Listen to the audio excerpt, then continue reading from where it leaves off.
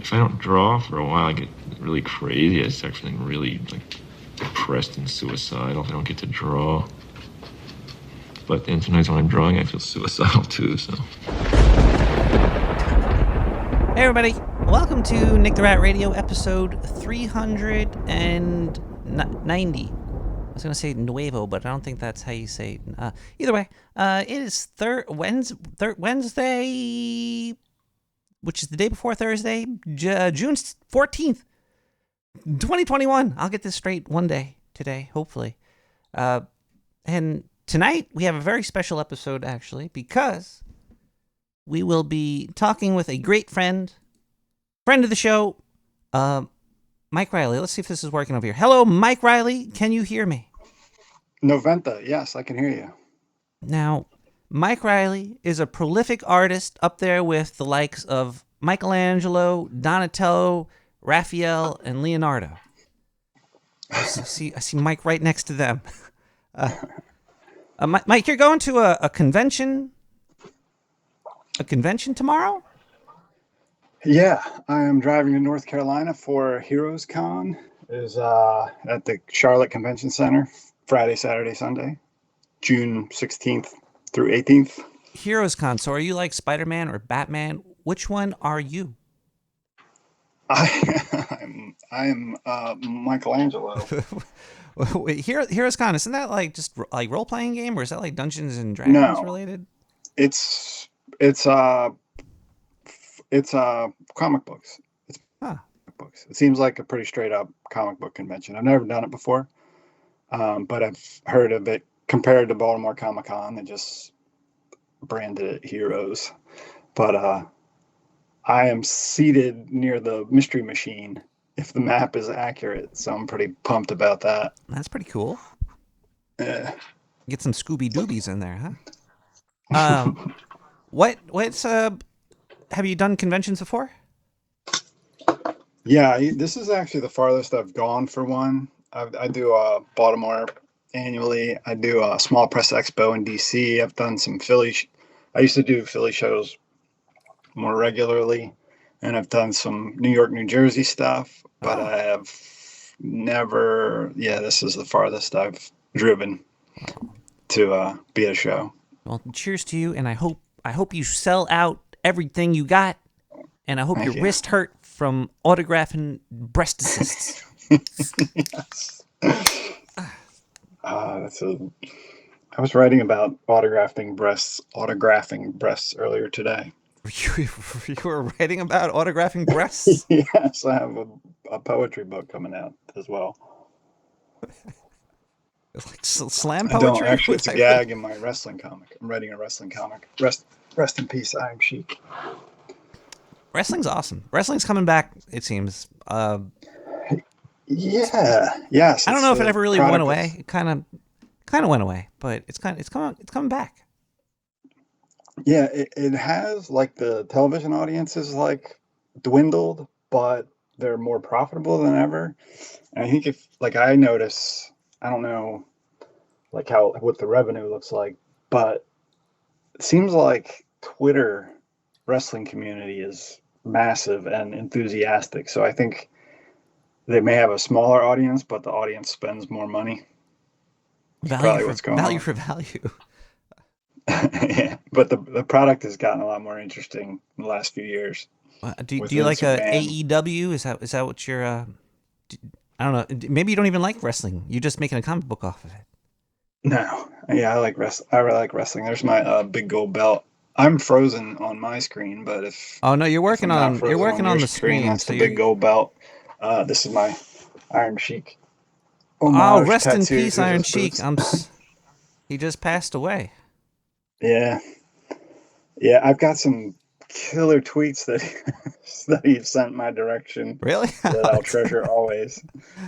It's always nice when somebody like tweets you and you're like, feels. I'm gonna read them if you don't mind. Yeah, go for it. I would love to hear some Iron these up beforehand because they're money. Man, wrestlers. But I just reposted them. Wrestlers in general seem like great people. They're just always so funny and happy and friendly most of the time. I think so. I would like to address that, but first, this is from June 24th, 2013. So coming up on the 1 year or the 10-year anniversary of at Mike Riley Comics. You cocksucker, no good piece of shit. I love you, support me, but still go get fucked by 50 dead dogs till you die. Raisin dick. Super nice. Yeah, and so that's a fond memory.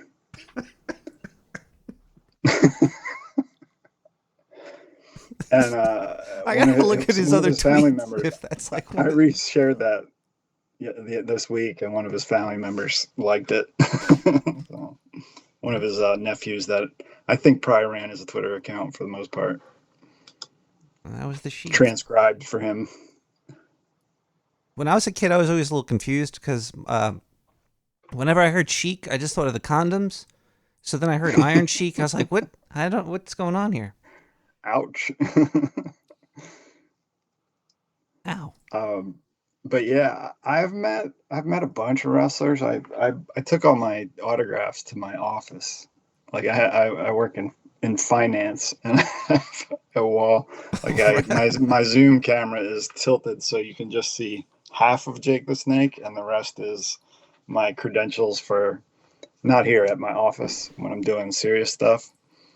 No offense. And like I let Jake the Snake's arm and hip in the camera view, and then the rest is like certifications and diplomas and stuff. But if I were to turn the camera, you'd also see Ric Flair autograph. I met him, and he hit on my girlfriend. Like like he was shaking my hand and like looking around me with like his tongue hanging out.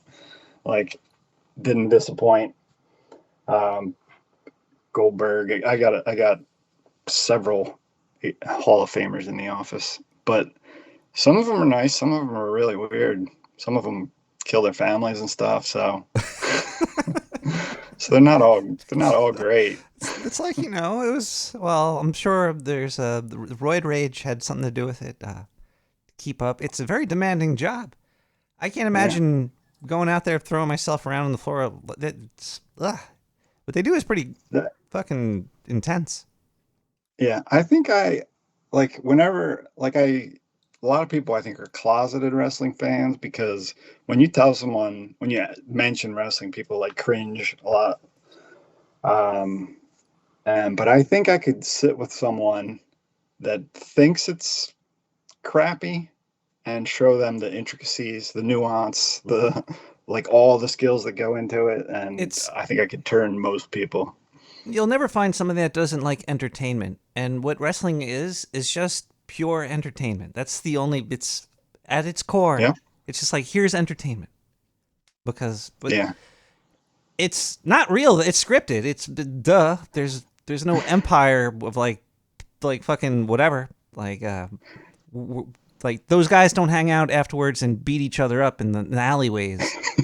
And that's a great argument. I remember the first time I had that argument. He's like, it's fake, right? I was like, what's your favorite show? Party of Five. I was like, Party of Five is fake as well. What? I'm sorry. Am I breaking that to you? Oh man, I'm sorry. I broke Nick's heart on his own show. I didn't mean to do that. I have a couple like amateur wrestling friends, and I went to see their show. And I'm not a huge wrestling fan. I do appreciate it whenever I see it. I used to watch much more back in the day. But I was wondering, as I always ask, like, who's your favorite wrestler? And most wrestlers cringe when I ask them that. And then I went on to tell him that Al Snow was my favorite. And then he went on to tell me that Al Snow was like a misogynistic asshole. And I was just like, I don't know. I don't like the head. I thought that was cool. Yeah. I guess not everybody. Not everybody's cool. A lot of good people out there, though. It's funny that you said amateur wrestlers, because amateur wrestling is what they call non-professional wrestling. Yeah. But you could be an amateur professional wrestler. Yes, you just made me realize that. You could also be like an amateur pro baseball player, can't you? you're not talking about high school kids in singlets, right? You're talking about No, I'm talking about amateur professional wrestlers. um, I'm talking about going to like a warehouse with a wrestling ring and Yeah, people throwing themselves yeah, around, putting on a show, entertaining the people.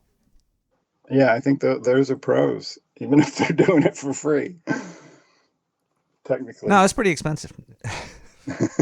It wasn't too expensive. It was a good show though. I was smoking weed. I almost got hit by a wrestler. They jumped off the top rope and off onto the floor. I had to dodge. They were almost getting me. I'm in one of the promotional videos for it actually. It's pretty funny. I almost got killed at an amateur pro wrestling event. Um, we were talking about before we got on here about No Agenda and artwork there, and there's Paul McClure. What is his name? Couture. Paul Couture. Couture. Yeah, he Yeah. he put like these like he made it like a game show with these numbers Oh yeah. and Oh yeah. Leaderboards. there's leaderboards, and then we were getting into a subject, and I wanted to ask you on the show, what is your opinion about artificial art, AI art?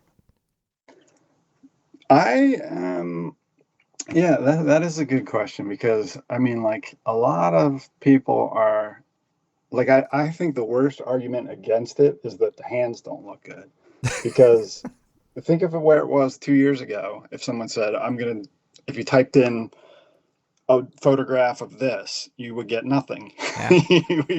Like, and so in that 2 years, you got a photograph of this fictitious thing you've described with two extra fingers on each hand. So I think like arguing that it doesn't look good is kind of It's kind of silly. it's It's it's subjective gonna also. yeah, that argument will be, I think, dead in 3 months when it figures out how to make hands. I also wonder if people type in, give me a picture of Biden on a unicycle with an extra fucked up finger. Like I think that's probably a lot of what we're seeing. It could be. But It could be. I remember Google Dream. I don't know if you ever heard of that. It was yeah, like the first yes, AR, but everything looked like you were on mushrooms and swirly, yes, yeah. I and spent a lot of time with that. that was that looked like that was ugly looking, but that was the birth of what we have now. But I'm more curious on if you're angry at it as opposed to if you think it I looks good, I because am there's a lot of not. artists.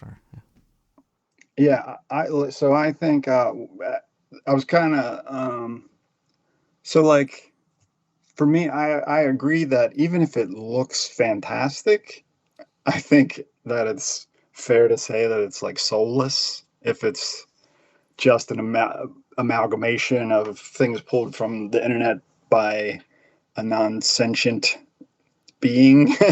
But I'm not averse to it as a lot of artists are. Um, I've started using it just for Oh, you use it? Ah, I don't use it in art that I share, but I'm working on scripts and like I want to see a uh, like I had to do thumbnails for a script wrestling comic and I mm, wanted to do a stadium, so I found a stadium that I liked, size, arrangement, so like something similar, and then I typed in like with a broken like busted up cars motif in this stadium and just to get like a little flash of inspiration. So I used it as like a reference board that you would use. So and it wasn't terribly helpful, but there was just little bits I could pick from it. So it's like you do a Google image search for when you're working on a project, and that's, I mean, it's kind of the same thing, like skimming the internet, but it skims a lot more than you could by doing searches. So I don't know. I think it'd be a useful tool for what I'm doing. I'm not sure how I'd feel about it if it was like if I could put all my drawings in there and it could draw a comic page based on what I described yeah. in my style. I think that would be kind of very cool. What if I I took think, your art and put it in there and made a comic with your art style? yeah, that's a good point. So that the legalities of that are going to be interesting. I think people are reaching when they think they're they're going to be protected from that legally. Does that upset you though? Say Nick the Rat put out a Mike Riley art book generated Yeah, via AI. Would that upset you? I think it might. It probably would. And I could see why like the singers where they have somebody else's voice do a different song. Like I I think they shared a snippet of that on. I have a follow up question that makes this. Would you Okay, full be circle. would you be upset if it sold well, or would you be upset if it didn't sell well? My book that I made stealing your art. Uh, That'd be like, great. would you be That's more great. mad if it was like, damn, you made And a it whole blew up, book? It's and it not. got made into a film, It's made into an AI film. it's understandable. If somebody like ripped off Nick the Rat stuff, but then again, somebody's still spending their time to do it, and there's people buying it, so it still has to be good, and it still might lead people back to you. Yeah, yeah. So there are I think it could also not lead back to you. This So is it could blow up, and and you're I guess if screwed. it blew But up, yeah, that's I'll have to get back to you next Wednesday. because So there's spend a some there's a time. lot of people that are very very very very very mad at AI art and their Yeah, art being stolen. And I, yeah, I kind of understand it, but also if you're that worried about your art being stolen, then don't put it on the internet. It's like opening Pandora's box. yeah, If your yeah. art Well, is so that was the secretive, yeah, because humans can go out and like trace your stuff, and they can copy your style, and they can do it just as if some. I'm sure there's some humans that can do it just as efficiently as AI. Well, not well, just as AI is efficiently, getting really as good. an extra hour, but they could steal your style as effectively. That's true. And that's yeah, I don't know. It And people is have made money off of it's that. interesting. It still takes time for the people stealing from you to steal it and still make it look good. It's still like they still have to have some artistic know how to sell something that's good. Because there's a lot of like people like, oh, I made a Or whole book with AI, and it's like you look at it like this is garbage, but they could yeah, use it for good, like a tool. Like you could use it, I could use it, and make something with it to make something even better. yeah. I think what you're talking about, like, there's a lot of Twitter accounts that just take people's videos and reshare them. Yeah, So you could have some big account that already has an audience, and then they start doing releasing Mike Riley comics, and then that would suck. I'd have to drive further than I'd have to drive somewhere and if deal with it's a that. if it's a blatant ripoff, though, you could get the law involved. But if it's like a style theft, I don't know. Yeah, But it's gonna get really cool when it's inside of the art program. Like I think Photoshop's already doing it, so you could yeah, it basically has. just while you're in Photoshop, make any file size you want, anything, and just make it whatever you want. It's like there you go. So Yeah, I hate how these website ones are limited to squares. Everything's fucking squares. Give me something bigger. bigger than a square. Somebody in the chat says I'm advocating getting. Yes, I think the law should be involved in some places. If there's no law, then it's like the fucking Wild West. I just hate how people abuse the law. How people are above the law. What are you drinking, Mike? This was I don't. So I can't. My picture of myself is frozen, so I don't Hey, know I if this made is that the S. You first. stole that from me. Yes, but I bought it just for that because it reminded me of your S that you drew 14 years ago.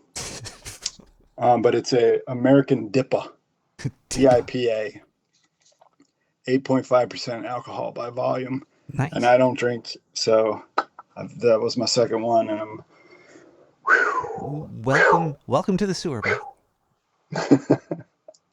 Um, Last time we spoke, you were getting into something about like metal orbs or something.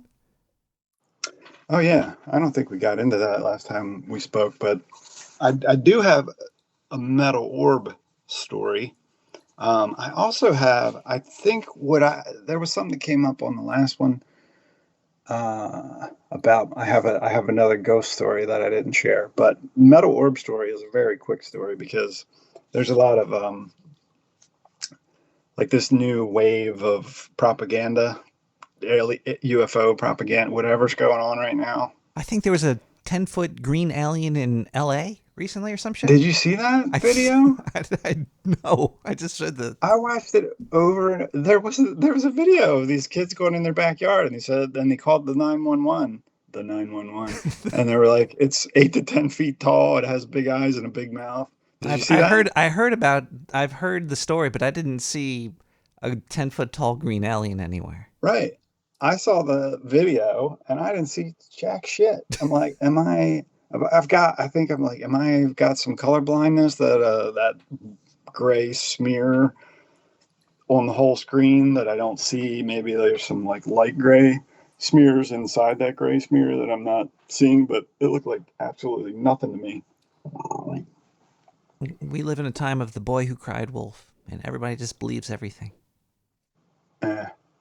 We Yeah, don't but learn. the last 6 years of UFO stories have been, or the way that the media has handled UFO type stuff has been very different. Like 10 years ago, if that story hit, I was like, they're angling for military funding. I'm like, but that spigot's wide open. Like, I feel like they could just like military spending and just have whatever they want. So there's something different here. Like, I don't think it's like genuine disclosure because there's so much bullshit mixed into it. Like all the Tom DeLonge stuff. There's just so many holes in what that those efforts and everyone associated with that. But some of the videos I've seen like I saw a couple years ago footage of the Saudi military and they had these drones that looked like little silver balls. And so they would just like zip through like the camera angle. And then recently there's been some other footage of that released, like saying that it's like an unidentified object. But the thing that I like to remind people of is that, like, if you look at like you ask somebody, what is the most advanced weapon aircraft that we have that's like publicly acknowledged or that's people are aware of? Do you have an answer to that? All I'm thinking about is the movie Phantasm right now. Yeah. With the silver balls flying around. What was the question? What is the most The advanced fastest. military aircraft that the U.S. has, for instance? It's like F. Is there anything bigger than the F-22? It's one of the Fs, right? Somebody in the Yeah, I chat think says so. SR-71. Yeah, and so the SR-71, the stealth craft, that's 60-year-old technology. Like, if you look at the history of like when the stealth bomber and the stealth fighter were conceived and when they were known to the public, it's like 50 years ago. And so Like black and if white you look at TV. huh? It's like black and white TV. Yeah, I mean, if you look at where everything else was 50 years ago, it's like to think that really, like in 2023, that's the most sophisticated aircraft that we have. Like everything else is like the Apollo lander had far less computing power than phones. So like where is technology actually? And so like when I see a silver ball in a video, it's like the last thing I think is, especially when it's in combat, is like that it's extraterrestrial. Um, so I've always thought that for like the last for most of my life, anytime that there's like UFO stuff hits the news, it's or story, just story like those UFO stories are usually to a smokescreen for us. Are you just telling me Like, these aliens are just rubbing their balls on our face? no, I'm telling you that the Navy and Air is rubbing their balls in your face. Oh, you're saying these are advanced Earth military craft? Yeah, for them, yes. That's like I think most of what like UFO lore, like the triangles, like I think we have like stealth blimps The drones because we like have today, they probably had the drones that we had like commercial or today, probably like 40 years ago, 30 years ago. yeah, absolutely. Like Predator drone, you could go drive your car up to and see one up the street. Like it's not top secret. There's obviously more advanced things that people don't know about. And so I think most of the time when people are seeing things, that's what they've been seeing. Like a big black triangle with running lights is that sits in the air and then zips away. It's like a stealth blimp, for instance. And so Trey from Philly, he sent me some crazy videos of just giant objects flying over a city with like 10 different angles. Everybody's looking at it. It's there's something going on out there. It's getting hyped up. There. yes, yeah. And so that's what like the last three, Is 4 war years it's coming? been Is that different. what's going on? World I War don't know Three? what it is, but it's definitely different the last 4 or 5 years because that like they have that Tic Tac video that they rolled out and like no one cared. And then they rolled it out again like a year later, like like it was breaking news. And then they rolled it out again like a third time, just trying to get it to stick. And it seems like there's like a concerted effort to build this narrative around the topic that's very different than how it's ever been covered before. Maybe if it wasn't shaped like a Tic Tac, it would stick. Something maybe with like spikes on it, like a Yeah. spiky virus thing. Then it would stick. Mentos. The fresh maker. Uh, So I was flying in a plane one time from BWI, going from Baltimore to Florida, and there's a section where you drive out. You're still ascending, and then but you're like you travel over a lot of the edge of Chesapeake Bay, like a lot of residential. And I looked down and I saw a silver sphere, like the sphere underneath the plane, kind of was like hovering over the bay between the plane and the water. And like I was like looked again. I was like, is it a reflection? Is it an illusion? I looked around at different. I saw reflections and compared it to. I was like, yeah, it seems like a silver ball. And it was like did it was anybody else in just the plane see it too? no. And I actually had my face pressed against the glass, and People are like, I "What didn't is he make a big doing?" deal out of it. Like it was like below us, like I had to get close to see it, It was And your William I didn't Shatner say. moment. How long was it there for? I saw it for about a minute and a half, I guess, Were maybe you a flying minute. alone? Because if I was flying alone, I probably wouldn't say anything. Because I'm like, but if I were you with Yes. somebody? No, I Oh was yeah, flying by this. myself to Florida. I, So if I didn't say, I didn't mention it to anyone. I was just like, huh, were you that's coming something. back from like like an LSD convention somewhere? Yeah, I would have pointed it out if that was the case. Wow, I that's was going fucking. That's. to an LSD convention. Are you? Does that make you scared to fly again? Are you? When you fly now, are you more nervous? No, no, it was just a little silver ball. So it Still, seemed like fuck. Like I don't know if I want to. There's stuff up here. Maybe it was a satellite. No, it couldn't have been a satellite. You're in an airplane. yeah, yeah. I don't know what it was, but it didn't seem alien. It didn't seem threatening. And I I mean, like I really was like kind of like, what am I seeing? So maybe it was I hallucinated it, but that's what I saw, and Aliens it need to didn't. change the color of their airships to like pink or something. That, or Picks uh, up too much radar. but you have a ghost encounter. Yeah, I have two like big ghost stories. I told one of them last time I was on here when I went to the Penhurst Asylum. The one I didn't want to tell for some reason. It felt personal at the moment. It's kind of personal, but um, I was reliving it recently, so I thought that's a good. It's worth sharing.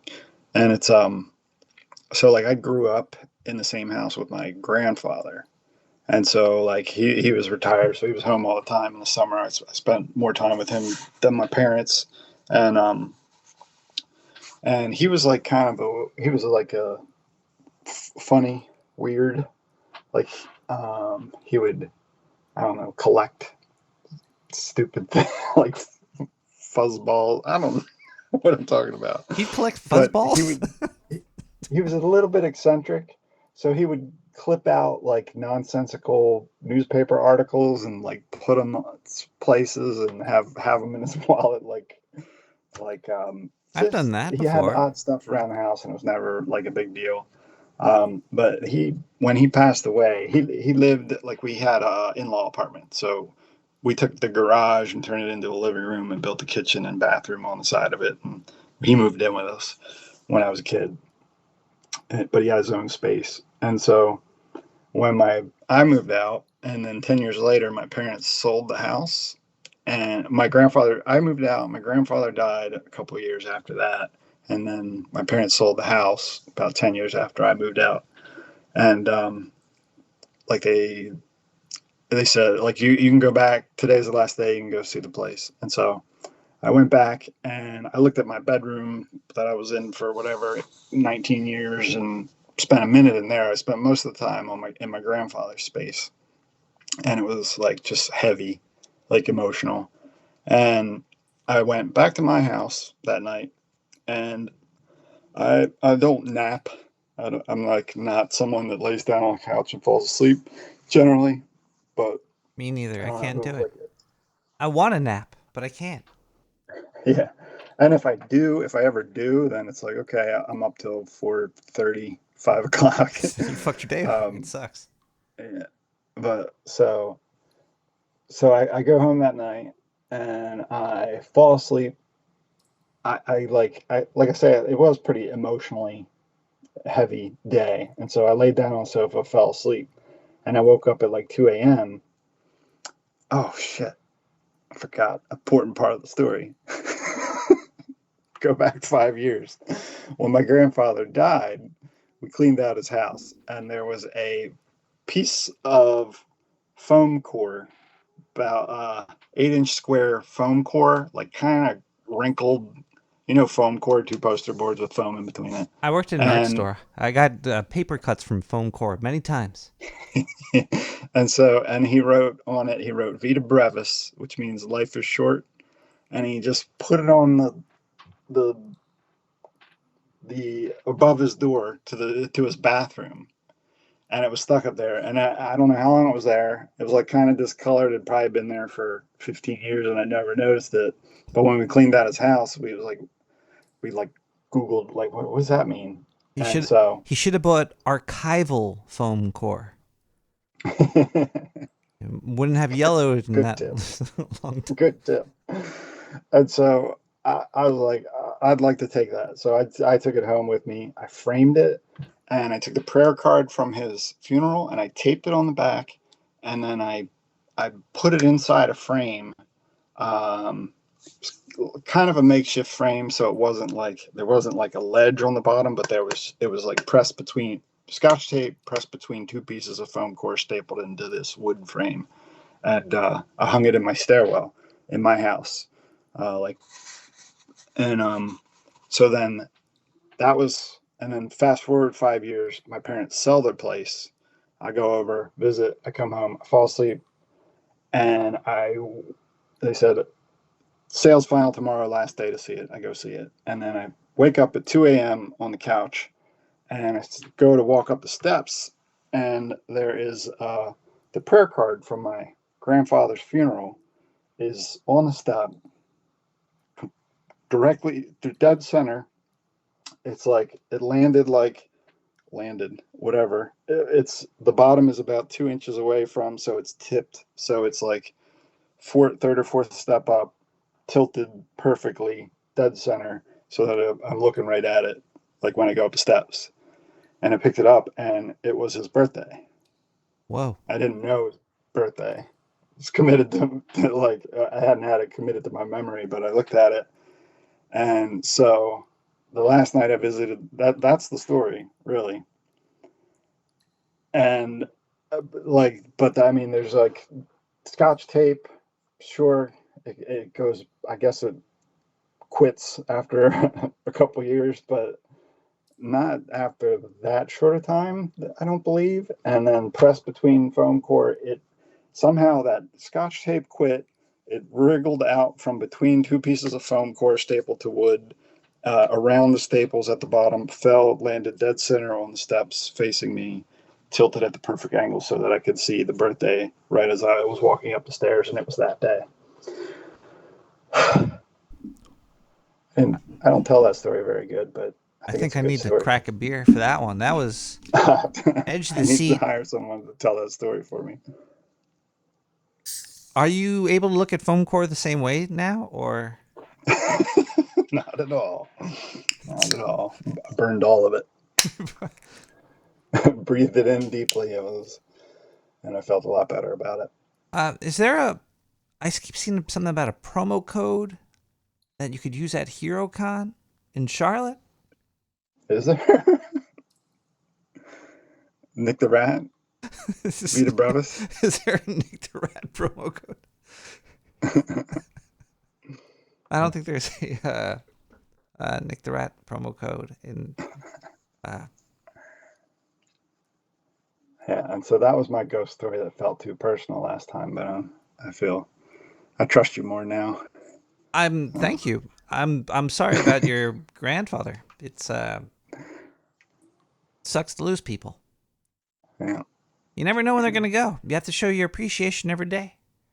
I was thinking about this earlier. Yeah. You don't have to kill anybody. You don't like. I was trying to figure out in my head. There's somebody I have to kill.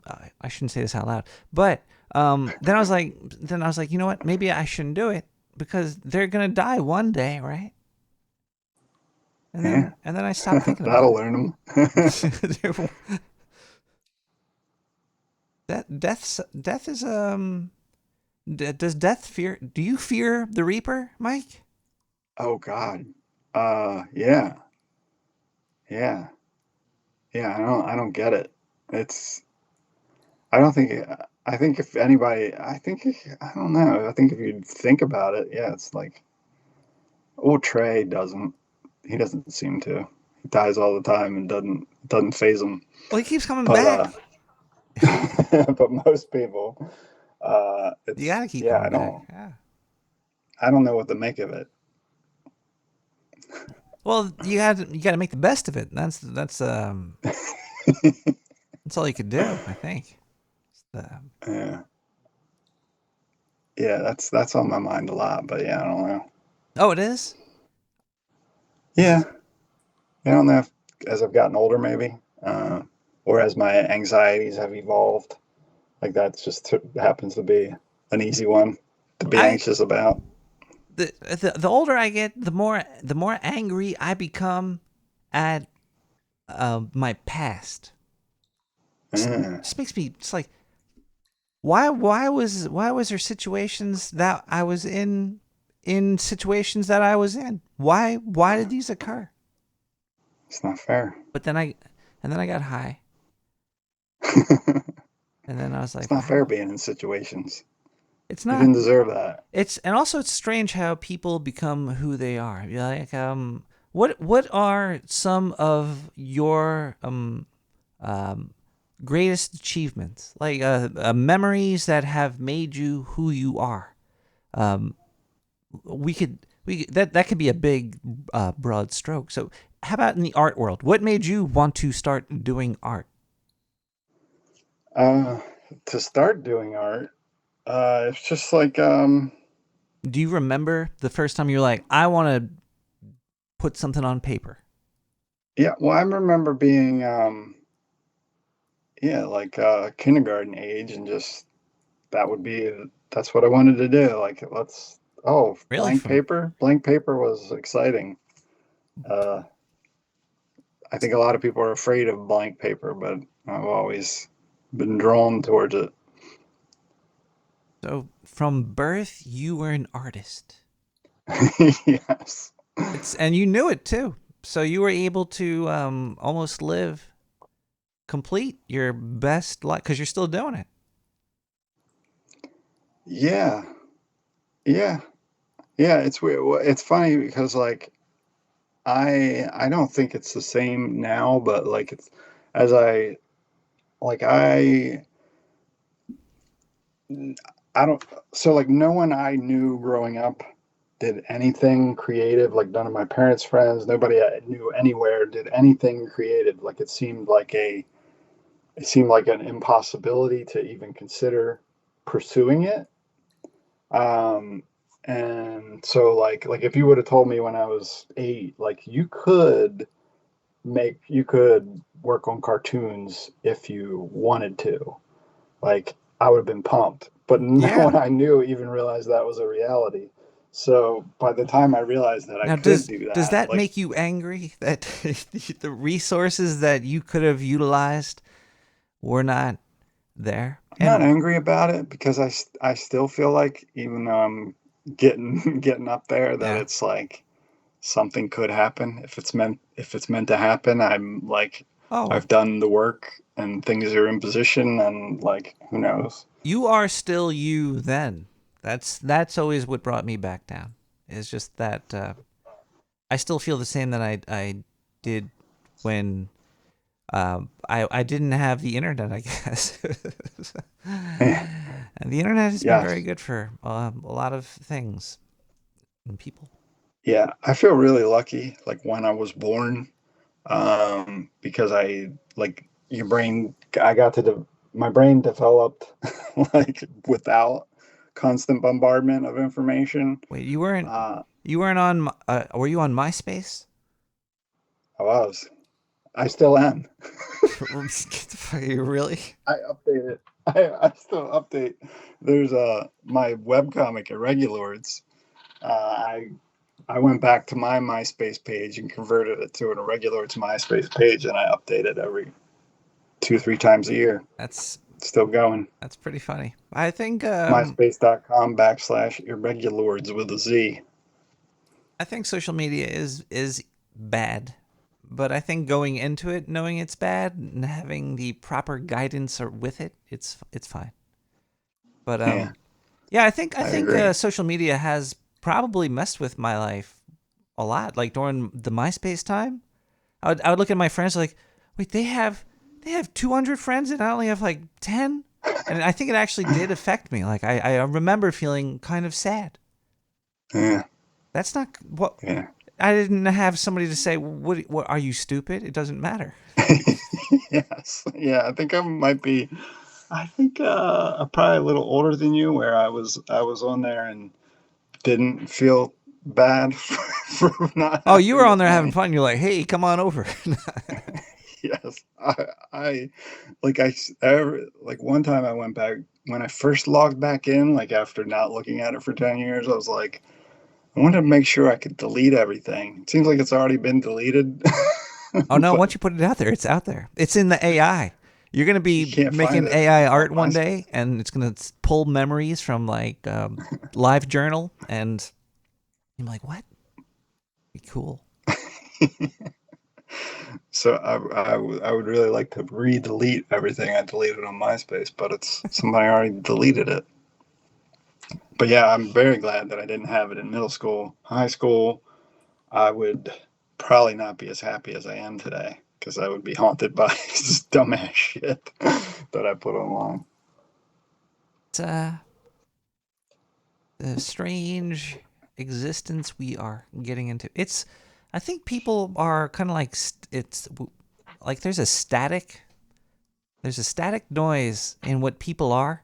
There's like no real normal. The normal isn't real, so there's a lot of noise, and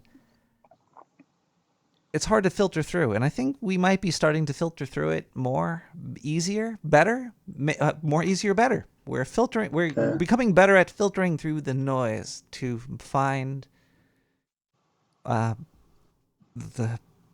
the lines. Yeah, lines.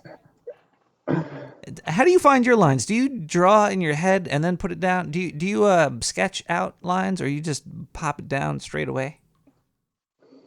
I do a lot of sketching. Like if I'm doing like a finished art piece, a lot of times it's digital has helped me a lot, like drawing with form, because I'll use a big thick brush on a layer with like half opacity if I'm working digitally. And so you can just drag and there's an arm, rather than trying to find both sides of a shape. You can just plot out shapes. One line is the shape. So I'll do a lot of like big blotches and to find my shapes, and then I do like a layer where I take time with the lines to finish it off. It's art. Life is crazy. Everybody's doing the same thing, but they all do it differently. Yeah, well, it's like when you're growing, like when I was a kid, there's so many drawing books where they have like about drawing the contours, like how to build out things, and I was like, or like draw like cylinders, like the shapes, that basic link shapes together for the legs and stuff. And I was like, God, I don't. Who's got time for that? I'm 9. I got places to be. I'm not gonna draw all these shapes. I'm just gonna draw it. And then like finally, like I don't know. Concussions helped a lot. Concussions seemed to slow my brain down enough where that I started to realize, oh, you know what? If you put those shapes down first, it makes everything else easier. But it took a while to get there. It's a good guide. There's a lot of ways to have good guides. But the final product still comes down to your vision and what you're trying to do. Yeah. Eh. Yeah. Yeah. It's I'm scared of the blank page. Mike, how do I get over this, Mike? We're drawing it and then it's not blank anymore. It's a very good point. Start with just draw circles and zigzags. Start doodling. Just go for it. That's it's usually the best thing. Just do something. Yeah. Little dots. After that first step, you're good to go. Hashtag raisin dick. Mike, I have to use the bathroom really quickly. It's also almost midnight in the sewer. Do you still want to hang out? No one called. I didn't tell anybody that they could call yet. Oh, okay. I could. Do you want to see if anybody will call in? If we could take a quick break and. Yeah, we could try that if you want. I'll hang out for a little while. All right. I got a long drive tomorrow, but I'm still pumped. All right. Let's just get into my groove. Let's take one quick break. I'm going to use the bathroom really quickly. It's midnight in the sewer. Throw the Bauhaus. I'm not going to put on Bauhaus. We're going to play something else. But the phone lines are open, 917-719-5923. If you want to give a call and talk to Mike. I think the magic of the internet will allow this to happen, but we shall be right back. We're going to listen to Atlantic Express Way by Sunny Rain. What? I'll try to force this into your ear as well, Mike. As I go use the little bathroom. Oh, good. Here it comes. That might work. No visualizer. Are you peeing? I'm peeing right now.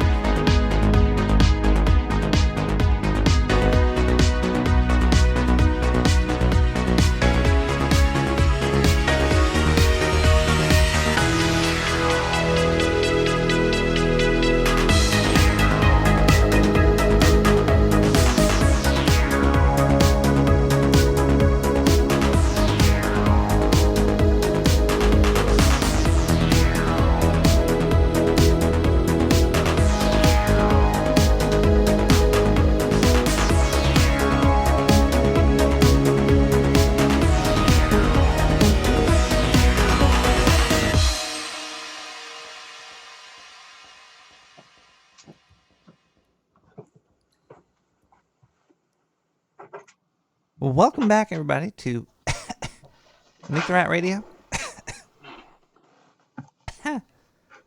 Is there a caller on the line? Probably. Probably. Yeah, it does seem like there's some caller there. Hello, caller. Can you? Just hear him breathing.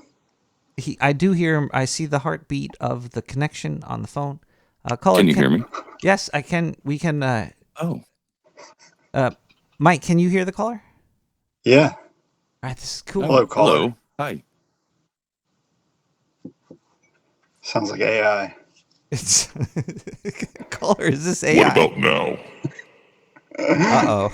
There's a robot on the phone with us. Okay, what about now? Wait. Do I sound human yet? Now you sound like Close enough. Do you know who this sounds like? Uh-uh. I know who this sounds like. Mark Pugner. All right, this is not John Fletcher. Nah. Okay. Mike, should I hang up? Mike, should I hang up on this caller? Probably. Wait, I haven't is heard this any really Fletcher violations or? yet. No, it is. You want me to yell for you? Nothing hang upable. Yeah. I still don't know if this is a Fletcher soundboard or if it's really. Oh no, you want me to hit a soundboard? Like I'll I'm gonna fuck your fun hole. Oh. What about that? I'm gonna fill it up with my fun. I'm on the Google Voice. Do I really sound weird? I No. thought Oh, Mike, do you know that who? sounded Have you ever familiar. spoken to John Fletcher before? I don't believe so. Do you smoke no. hogs or something? Yeah, Is that like I mean, I have to special order these papers for that, but yes. And the glue. yeah, no, we have not had the pleasure. I think I've heard clips of you screaming, maybe Probably. something. Yeah, I'd scream a lot. I don't know why, but I'm, I dig your fucking art, dude. Like, it. I don't know what it is. Like yours there's so many details. I just stare at your shit sometimes on the generator. I Thank really you. do. I like it. It's got I don't know how to describe the look because I'm not an artiste. I'm not well versed in the various styles of art. But I could I describe don't know. it. It kind of reminds me of like Ren and Stimpy and shit like that. Mike, would you say like like Muppets on LSD is kind of like your style is? Yeah. Muppets definitely is an influence. Like my noses and things. When I'm drawing, typically anytime I'm thinking, like if there's people in a story, I imagine them as Muppets. So when I draw, that comes through as well. So, so yes, there's I used to want to heavily be a Muppet puppeteer. influenced. I do feel that Muppet energy from your art because I'm a huge Muppet fan. Um, what's his name? Gonzo is Oh, basically was my father. uh, uh, uh, He had a I could nose see like that. that. I'm also a Crank Yankers fan. There's just something inherently enjoyable about puppets. There is. Sometimes I feel like every even I'm like a Muppet puppet. Sometimes I think we're all puppets in a puppet verse. Probably Fletcher. It's just like what? Do you Well, feel like well, do you feel like a puppet in I used to want to Puppetverse? be a puppeteer like that when I was a kid. A cousin of mine gave me puppets like for Christmas a couple of years, and yeah, I really thought like one day I was gonna be like a puppeteer, but I never did. It's But not too so late. the puppet verse, um, yeah, okay, Uh, maybe. no, like But you know where are how the there's hands? the simulation. It's simulations are just puppets, like but there just is. Are we We just be. are we marionettes? Yeah, maybe in a Indian cupboard. Well, that is Cupboard? what Cup, is it? Free will. There's arguments against free will. So yes, we are marionettes, but we're holding our Oh, own crossed sticks. I think. but who makes the changes? I learned today talking about cross sticks. The letter A used to be like on its side like this, and the letter A came from like oxen or some shit. Like it was supposed to look oh like the yeah. horns on an ox, but then they changed Mm. it to this way. And then they made the A like this. It's like gang signs through the ages have who who is the puppeteer of our gang That sounds like signs? a song. Gang Wu signs Tang. through the ages. Birdman. That's Wu Tang. Who? Top Yeah. of the food chain. I thought I was about to throw up a hand signal that I couldn't do. It involves a middle finger, but I think that's against the law. It's illegal on YouTube. Isn't it weird how the middle finger used to be like the worst thing ever, and now it's kind of just like a joke? Isn't the thumbs up like an offensive thing in some Shh! culture somewhere else? Don't even mention the thumb. It's not even a Oh, finger. I've it's always not? been a peace sign guy, That's a and then vagina as a now. Yeah, that's a vagina Yeah, sign. man, that's just the vagina sign now. yeah, from I think Crowley. There's an interesting story about how Crowley introduced that during World War II. Really? Um, yeah, as like the feminine versus the Nazi masculine, Are and you that shitting was, me? Really? That's where the piece. and then Well, yeah, like the Nazi and then salute is just a hard dick out in the air. Alistair right, Crowley? and then Boing. so Crowley advised the good witches to get this going, and that's how England made it through World War II. And it was They were also really just the victory. lucky witches that didn't have a house fall on them. They weren't necessarily good. But as I've gotten for some, I've gone to the reverse, which was like the middle finger in England, if I understand correctly. I don't know if they still take it that way. They also are very comfortable with the C word. Apparently, you could say it at breakfast and stuff over there. Coke.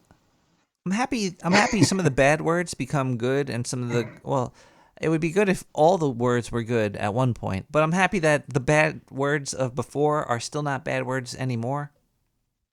And it's not like the bad just keeps getting bigger and bigger. There's just like this little vein of evil flying through our life. Like, What do you think the next bad word would be? I hope it's not tits. I like that word. Oh, no, me neither. Tits. Could you imagine that? Yeah, like you stupid ass bunch of tits, and people are like, oh, Stupid he ass. said the T That's word. already. You might get me banned from 5 of the stations I'm on just because you said that. Oh, I was referring to a donkey, and developmentally it disabled does have tits. legit learning disabilities. Tits. Tits. Ah, tits. Ah, tits. I think I have a cold acid clip of him saying something along those lines. Too many clips. Now I'll have clips of Mike Riley. Uh-uh. Mike Riley is fun to talk to. I can't believe you guys have never spoke before. Mike, you should go on a No, Hawk me Story. either. I really dig your style, though, dude. Like, and I listened and laughed a lot the last time you were on Nick's show here. Oh, cool. Very Thank cool. you. Yeah, I've watched it back. I generally don't like to watch myself or hear myself. But I skimmed through that episode and I liked what I heard. I think I was an okay guest at times once I got warmed up. Oh yeah. It's hot in the sewer. I was about to ask about like I the always- smoke and the fires and stuff. Is that dissipated? Yeah, the smoke's gone up where I am. And the air Okay. quality's I don't- back I down don't to want- smelling like urine. Oh, good. Did you miss it? I was in New Jersey yesterday. It was very nice out. Did you get hit by the smoke cloud, Mike? We got it a little bit. I thought it was nice. It smelled nice. Woodsy. In Baltimore, it was the day it came through. It was a little bit of orange outside, which is a nice, refreshing change. Orange sky, That's a good color. and then Yeah. it smelled like campfire. Got me going. If it ever turns violet, I'm running. A violet sky? I'd be like, oh shit, all right. This is end times. Orange is cool. Orange is just light brown. It was I'll say. the weather was pretty. There was pretty good weather out today. Fletcher, are you scared of AI stealing from you? Am I wouldn't necessarily say scared, but I wouldn't want it to happen. I say a lot of dumb shit as it is on my own, but then to have an AI bot like take my voice and be like, imagine Fletcher says blah blah blah blah blah blah blah, and then there I go, and people are like, oh. I would be Then so they'll make the happy whole show that about it. It would be anybody even wants dumber. to hear or see anything I've made. I would just be like, wow, people want to hear and see this? Wow. But Would that's it be just me. nice to take a Wednesday off? That like if you had a chatbot that was you and you could just Oh, have it sure. No, if I had a interview me? chatbot that was me, I would be on 24/7. I would abuse that slave. I would whip it. I'd burn so many electrons. Have a little digital slave me. Fuck yeah. We're doing that today. There's macros and shit like that. The computers, on and off. Humans have mastered on and off to a very small degree, like nano-sized on and offs. It's like we played Minecraft in the real world. YouTube lets you say on and off. Oh fuck! That's we have to ban that one. I'm Because sorry. man, where I come from, that was, whew. I need to call my mom.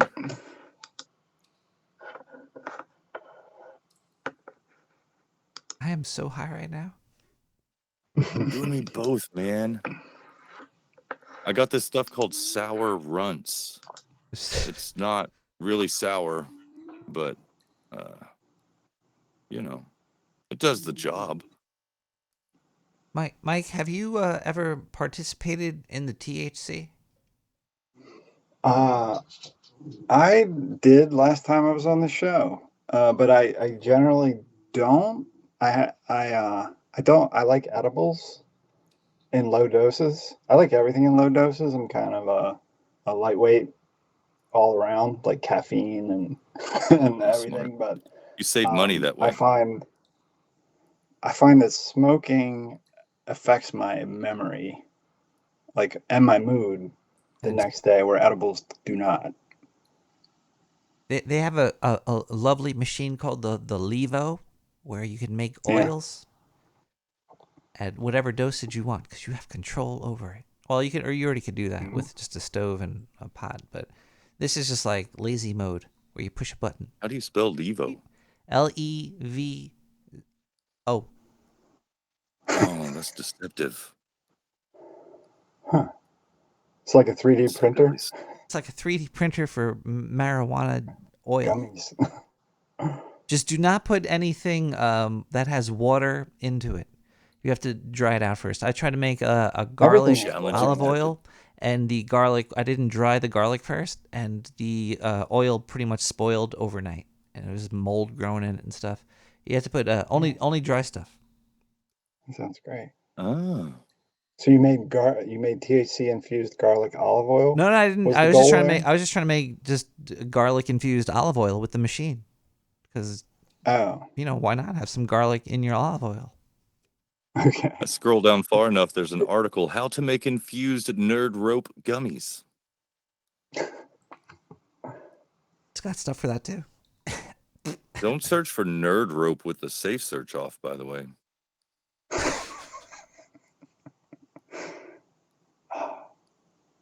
Banned from YouTube. Mike, you're gonna be what kind of? Can I ask you a personal question? Sure. What kind of car are you gonna be driving? How far?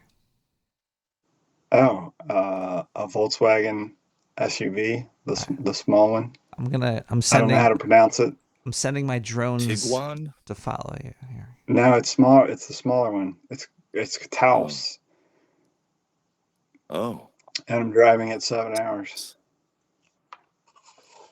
7 hours? That's a pretty good drive. Are you going to listen to podcast while you drive down there? I want to listen to the Jim Cornette Experience wrestling podcast, but my co-pilot does not share my enjoyment of that, so I'll have to break it up. You're the driver, though. Driver gets to pick. At least for half of that 7 hours needs to be at least what you need to hear. Are you gonna do the second half or the first half?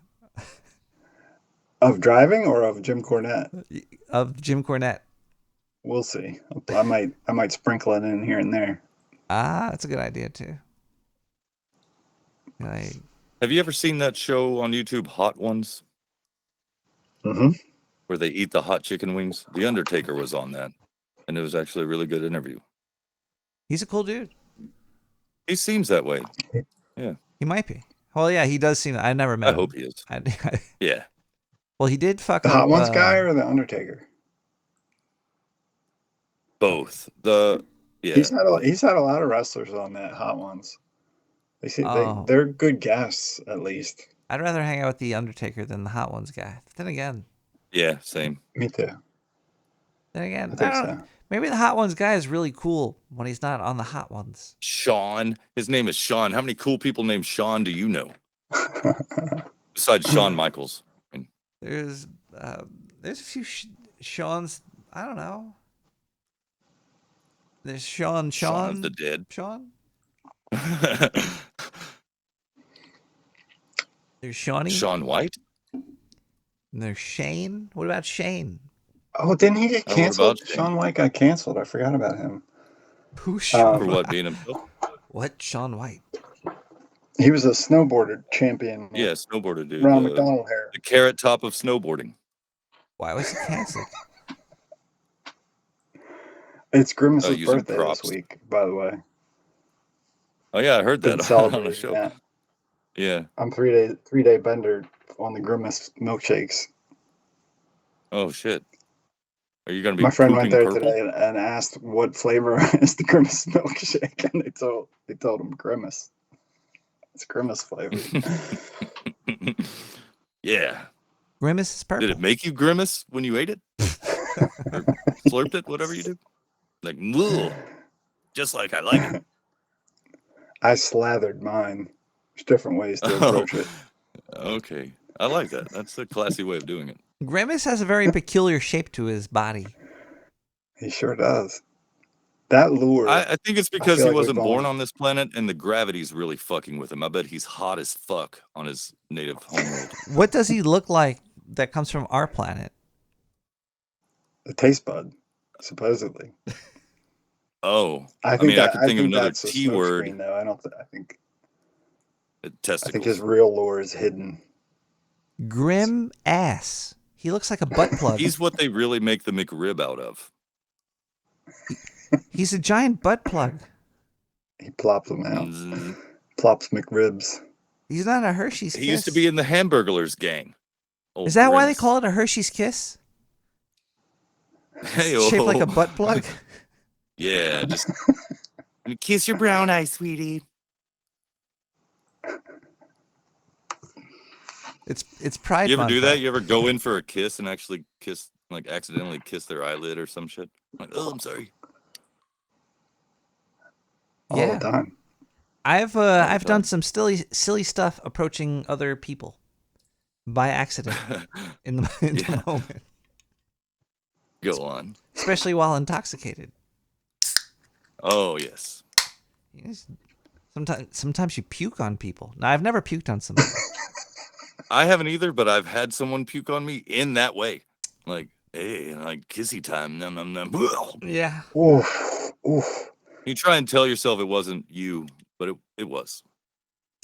One time, You you made know them those up. decorative Christmas trees that are made out of like what is it's not oregano, rosemary.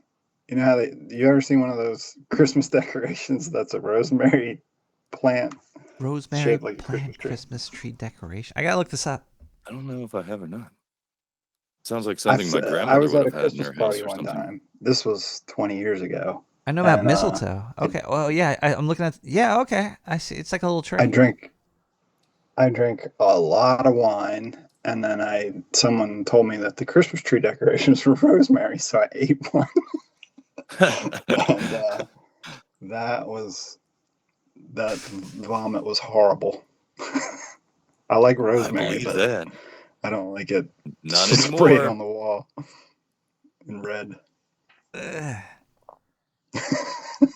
Did Yeah. Or waking up covered in it is not cool. one time I was digging around the Couple sewer sprigs looking was for all right. food, for rat food, but I only found hamster food. When I ate that, I puked weird objects. I don't know what hamsters eat, but it's not what rats eat. It ain't pretty.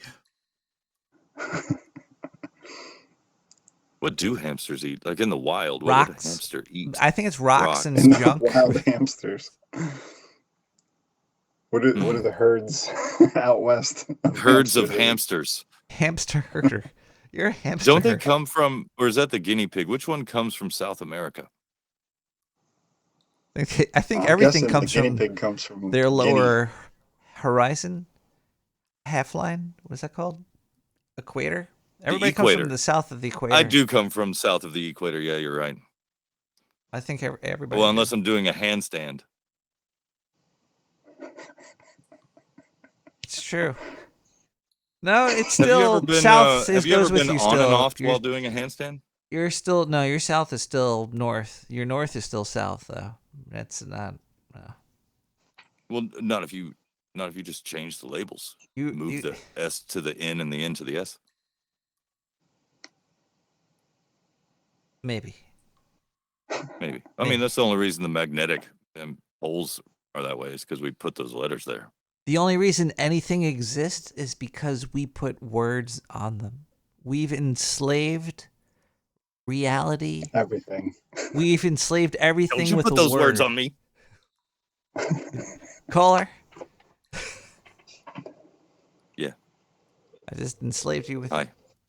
Just enslaved you. Oh, with you put those words. words on me. Oh, that was so tricky. See, I just did that. Hold on, one second. What's a group of rats called? Priestizzle. Pandas? Oh, yeah, group of pandas. Those are. You just took a A second. murder. A murder of pandas. A murder of pandas. Wow, did somebody just say Murder of Pandas? That's actually the name of a movie I'll be starring in very soon. I don't think there is a such thing as a. Oh, it's an embarrassment. A group of pandas is called an embarrassment. It's because they can't stop on and offing. That's why. You know, pandas. I don't want to be embarrassed if I was out of bamboo. You know, pandas are retarded. Yes. Legally, Common yes, knowledge. Kung Fu Pandas is an embarrassment. It's impossible for that movie to occur. Wait, if they were all retarded, shouldn't they be a short bus of pandas instead of an embarrassment of pandas? How would you feel if you were on the short bus? Well, one day fucking cool as shit because I got long legs. I'd be the only one in that bus. That's how I feel. I have a bunch of coworkers in New Jersey, and I went and met them for the first time yesterday, and they were all freaking out, like that I was like super tall. Like, oh my God, you're so tall. Like 3 people told me that. How tall are you? Like 6 foot. 2'3". Huh? I'm only about 7 inches. Standing. Brag about it. I'm 6 foot. I'm not like a giant. I've never had anyone say that you're tall to me in years, and I had 3 people say it to me at once, and I feel like my camera at work, I need to reposition it because I must look like a little tiny person on it. You have it up above you, and it's just looking down. No, I have it below me. Do you have the tilt shift on your camera? Is that what it is? What is it? Fisheye lens. Oh, the tilt shift, the effect that makes everything look tiny, like Mr. Rogers' Neighborhood. Oh, no, yeah, I need tilt shift. That would be good. I don't though, but that. Or do you do like the? Maybe you could do that perspective trick like they did with Lord of the Rings, or if you've ever seen Andre the Giant hold a can of beer, like just get small things around you. Yeah, I don't think that's an illusion. Well, no, not with him, but with like Gandalf concealing his boner. That was an illusion. Yes. I'm trying to conceal my boner with this desk in front of me. This low quality. I tried concealing my boner with the Declaration of Independence. Has anybody seen Renfield yet? No. Me neither. Mike Riley, do you like horror movies? It's funny, I do not like horror movies. Really? You like wrestling but not horror movies? But my favorite movie is a horror movie. Maybe you're just a horror movie fan and you don't know it. You don't have enough time. Yeah, like I don't like torture for whatever reason. I'm just not into torture. I'm not into that's people being dismembered. Like none of that stuff appeals to me. But I do like The Shining. Oh yeah. There's not much What if dismemberment. they combined horror and wrestling? Yeah. That would be, they've done that. During COVID, especially, they were doing what they were calling cinematic matches, where they would just drop all pretense of that they're actually fighting and do camera cuts and funny costume stuff. It was bad. It was the worst. It was the worst thing to come out of the pandemic. It's the worst repercussions that society experienced. By far. I'm devastated just from hearing that. Yeah, don't Google that. Don't safe I search. It's on. Safe search is on now. Mike, are you going to be buying the Apple VR headset? Probably not. I think it's because it's very expensive for one. We just is took it you off bedtime? we just took you off the drone list, so we're not going to be. What do Okay, they good. even call that? The Apple Eye? It's called the visor, I think. That thing shoots IR lasers into your eyes from like less than like an inch away. Little IR lasers. Oh, you don't think that's like cool? Oh, it's really. It might be. Who knows? What, you can't see them? How could they damage your eye if you can't see it? Have they infrared, tested this on rats? Rats don't live long enough though. Like they have to strap little VR headsets to rats for like 10 years to see if they go blind from putting like IR lasers directly in front of their retinas.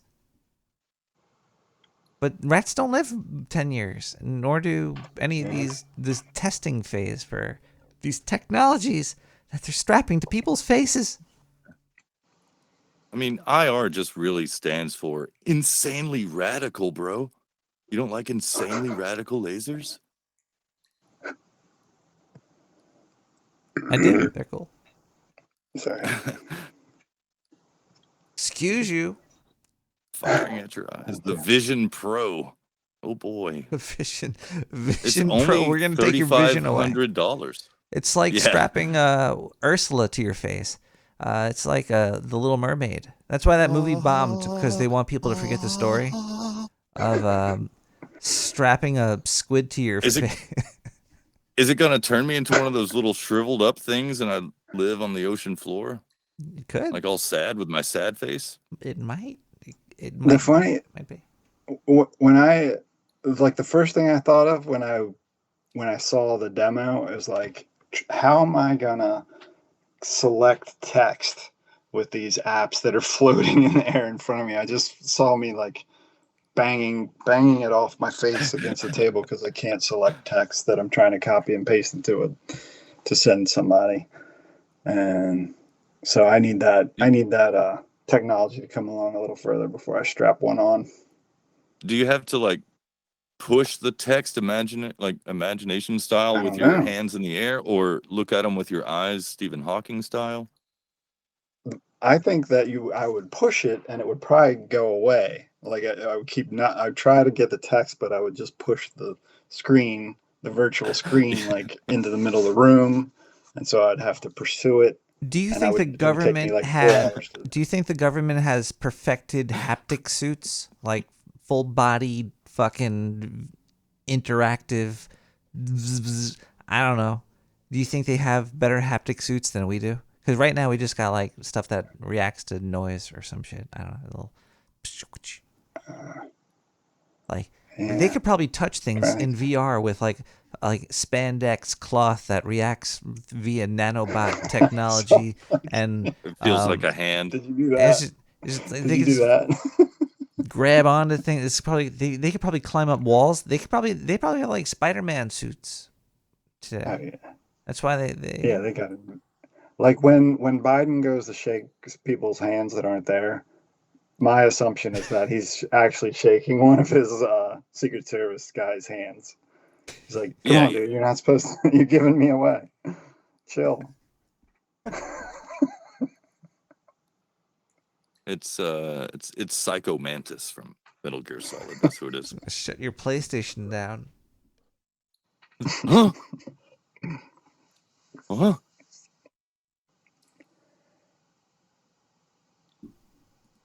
No, Can we his stop? handlers just they're not used to the joysticks yet. Well, we Do you gotta. remember when joysticks came out on controllers? It took me forever to get used to them. I don't know about anybody else.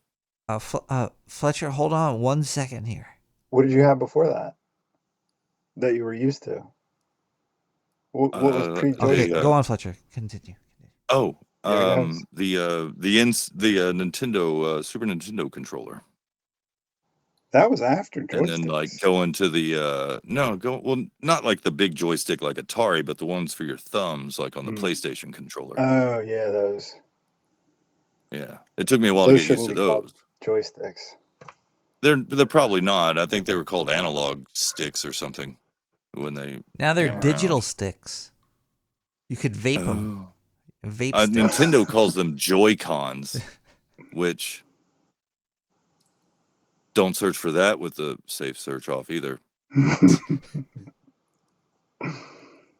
But if you do, spell it with an I and not a Y.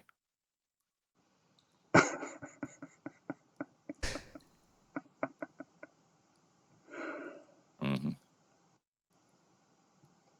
So just have These- safe these search. shower Just keep runs safe really search fucking- on. Is basically what you're trying to say. Is to get smart. Keep safe search on. To waste time and be a degenerate. Yep. Or see some boobies. I've advanced so far. I'm like an H-generate, but just start somewhere. I'm a triple H generate. Hey-o! Oh man, that works. Oh my god, that works on a lot of levels. I'm like maybe two. At least 2. 2.5. That's all I'm looking for. That's all. I was gonna say. I was gonna say something bad after that too. But sometimes you have to This restrain faction's yourself on called these podcasts what degeneration. you're drinking on. You can't X. say 2.5 is good enough for certain cultures on certain podcasts. It's only slightly below average. For a rat, it's huge.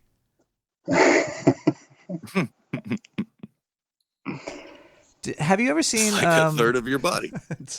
Have you ever seen the show I Think You Should Leave? Oh yeah, yeah, absolutely. I've seen heard about it. clips.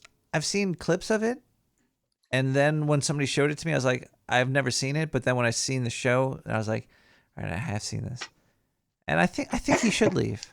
I think he should.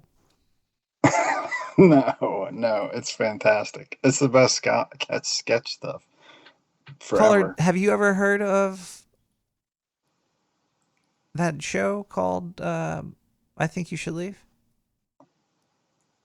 Me? Oh yeah, yeah. Oh, who's that? What? There's someone new. Someone else got in. Who is this? It's Thomas. Why does it always go like this? Is this a bit? Does everyone know not to react to you for like the first minute and a half? I have no idea what's going on right now. What? Am I on the phone? Hello? How did this happen? Did you dial them? What?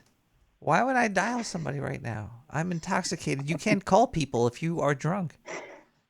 I've got a lock on the phone. Diane did that after she melted into a bucket. I haven't seen her since. Hello? Hi? Caller?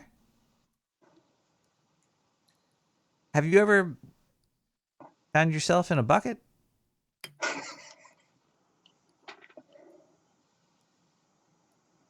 I don't know what's going on. I don't know what's going on.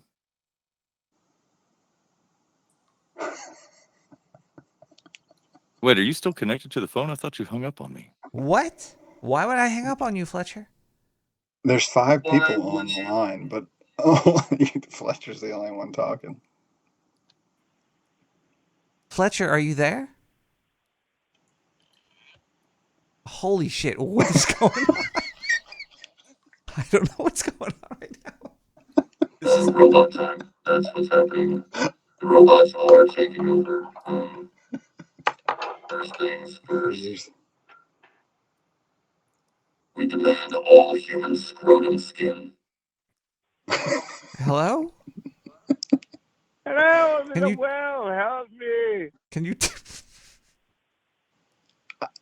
I have a contingency plan for if AI tries to all of a sudden capture everyone's minds. Yeah.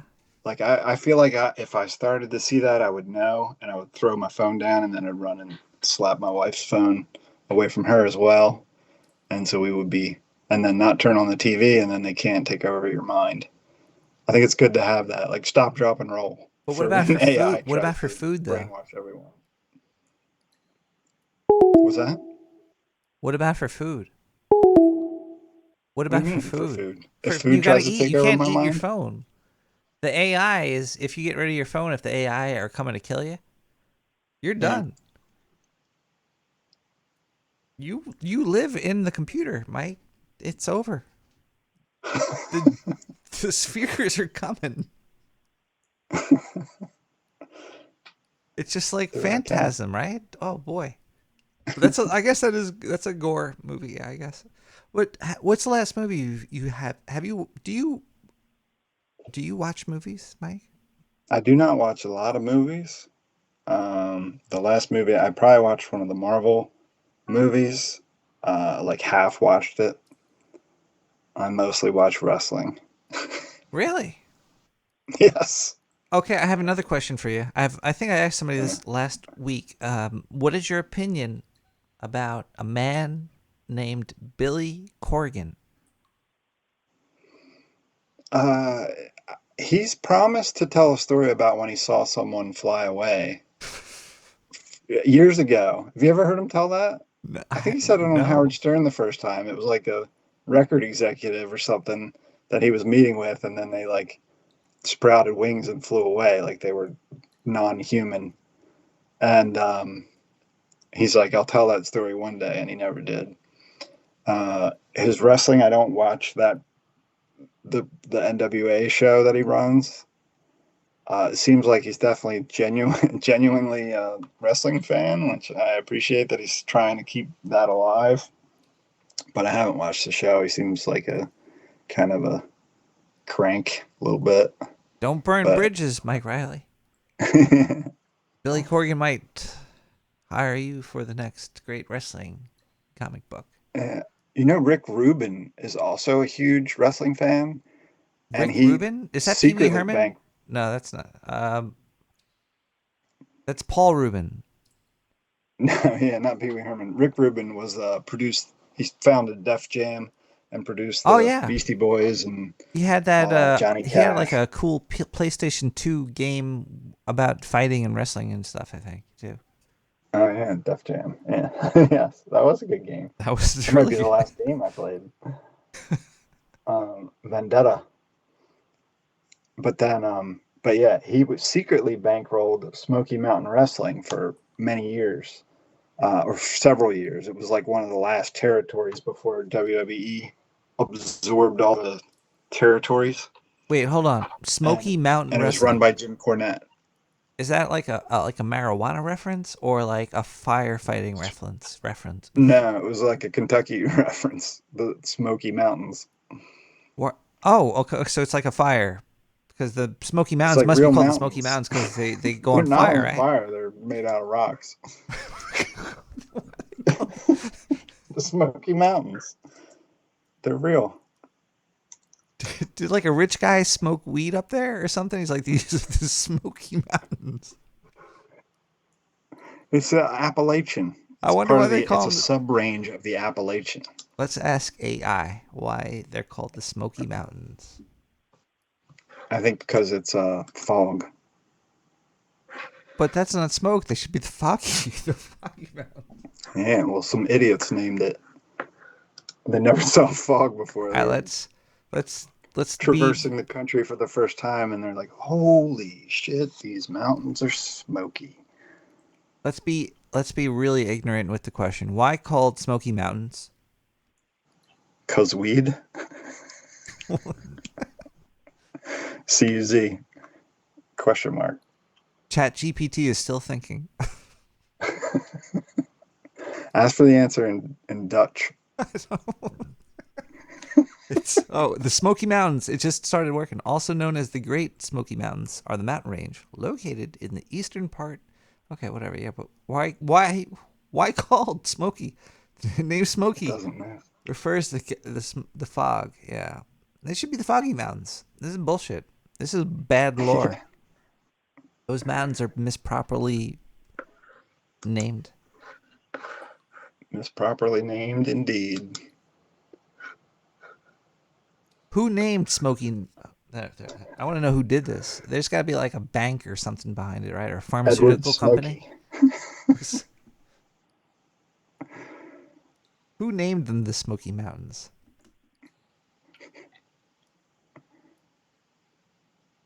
It was. I'm too high to think of his name. He's the what's that guy that smokes weed? Nelson, Willie Nelson. Snoop Dogg? Snoop Dogg named the Smoky Mountains. Smoky Mountains were not named by a single individual, but rather derived their name from the natural characteristics of the area. But there was no smoke; it was fog. So it must have been a retard that named him. No. No, that's the way of Chat GPT's way of saying I don't know. It's lying to you. It's called a hallucination when Chat GPT starts making shit up. Okay, wait. I take that back. I don't want to be canceled. I'm going to release my apology now. It was the Cherokee people who first described the area as being smoky. It could also have been smoky. You can't rule that out. So I want to just retract my previous... Can we just delete? Racist critiques of the mountain naming. I will never use the R word again, everybody. Sorry. The Great Tits Mountain Range. Like when they first got there, it could have been like orange skies, and they would have had to mask up because of That's true. Smoke. I was imagining what I would have felt like if I didn't have access to the news, to what I was looking at when I went outside. I would have thought the end times apocalypse was coming. It was like, it's okay, it's read out. I guess, Satan's here now. I see. It's red out. But then I would have smelled the fire. I'd be like, okay, it's fire. But I might have moved my TP hut. Like, all right, it's time to go. The sky has turned red. It's time to leave the village.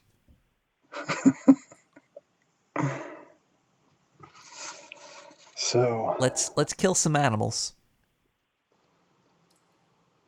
Good idea. On that note, I've got to drive far soon, so I'm tapping out. Mike, I appreciate you having me on. It's been a lot of fun. Next time we'll do it when I don't have to drive early, so I can chat until 3 a.m. I hope you could get to sleep quickly after this. Would you like to promote anything? Anything? Yeah. If you want to see my comics, you can go to MikeRileyComics.com. I'm Mike Riley Comics at Mike Riley Comics on Twitter and Instagram, and that's RILEY, and I will be at Heroes Con in Charlotte, North Carolina, June 16th through 18th at Table C15 by the Mystery Machine and the Snack Bar. And Irregulords.com. Irregulords are amazing. I love looking at all of your art, Mike. And I hope one day you and me get on the top rope and slam all the other artists in the No Agenda art community again one day. Thanks for coming to the conference today. For those of you listening at home in your I don't know what's going on, Mike, but thank you so much for being here. Thank you for calling in. It's Susan's birthday next week, so as usual, we're accepting donations for small gifts, and on Wednesday there will be. I don't know what's. That's right. on. Susan is a pie person, not a cake person. So, yeah, we'll be sure to get some pie. Good night. Something else I've been asked to bring up is to remind everybody, please do not try to flush anything but toilet paper in the toilet. That's no paper, no newspaper, and no magazines. Thank you. Just cooperate on that one for us. A little update on the merger. New ownership is looking to downsize. So everybody, let's keep our numbers up. Stay on task, stay busy, and work the time available.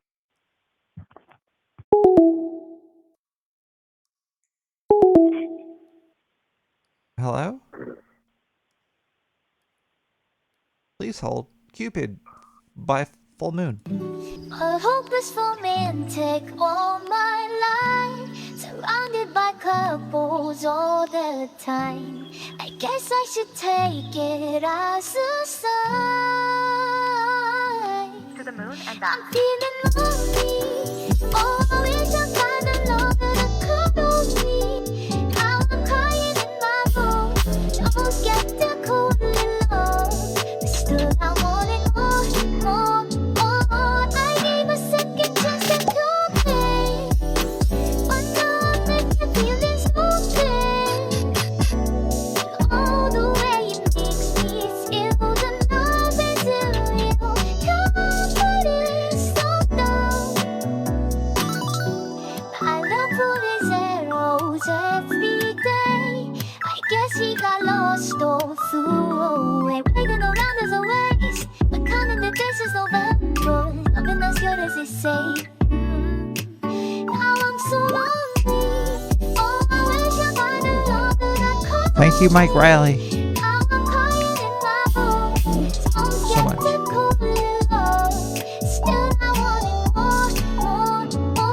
I gave a second chance to play, but now I'm making feelings open.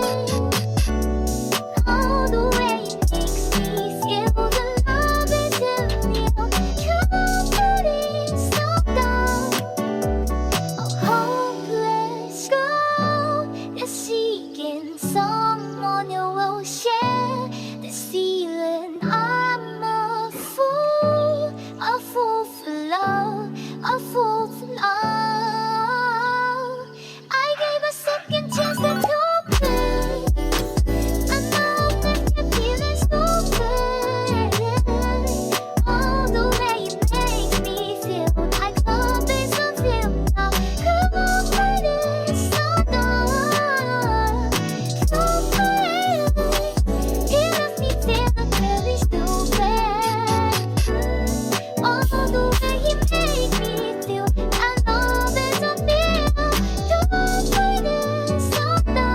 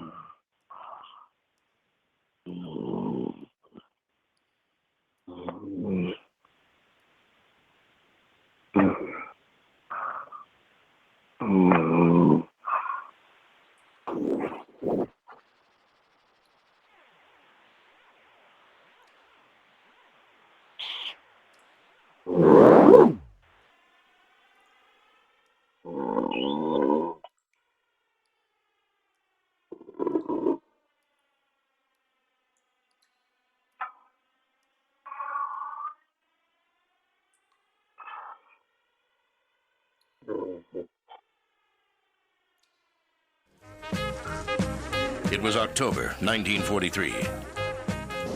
The United States government authorized an experiment that would render its ships undetectable by radar. The experiment took place on a ship in Philadelphia Harbor. Generators activated, sir. For 41 years, the government denied it ever happened. I don't believe this. The Eldridge has vanished. Of course she has. She's radar invisible. No, sir. She's really vanished. But one ship did disappear, and two of the crew suddenly find themselves in the present. Maybe all this isn't real. You're telling me this is my imagination? You think the Navy knows what they're doing? You saw the guys on the boat.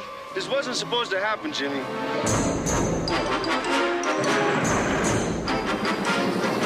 Jimmy, whatever it is, it's after us.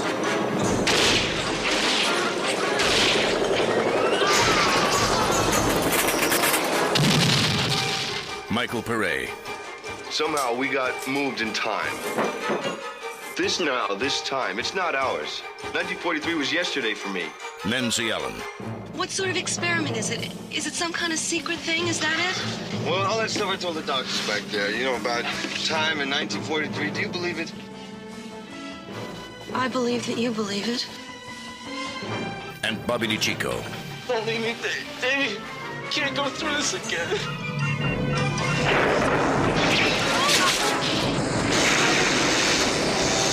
The Philadelphia Experiment. They opened a hole in time, and it stayed open. Good God, there it is.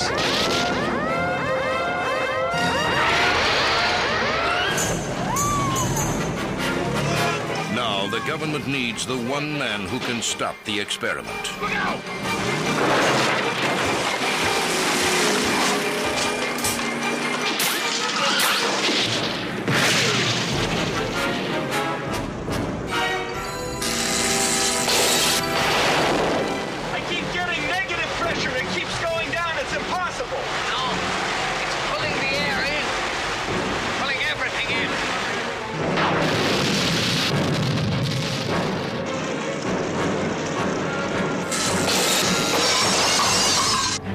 We can't stop it, but I believe that you can. He's lying, David.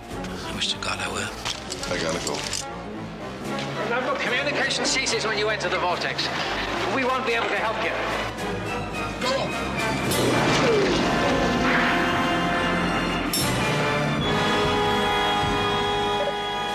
The Philadelphia Experiment.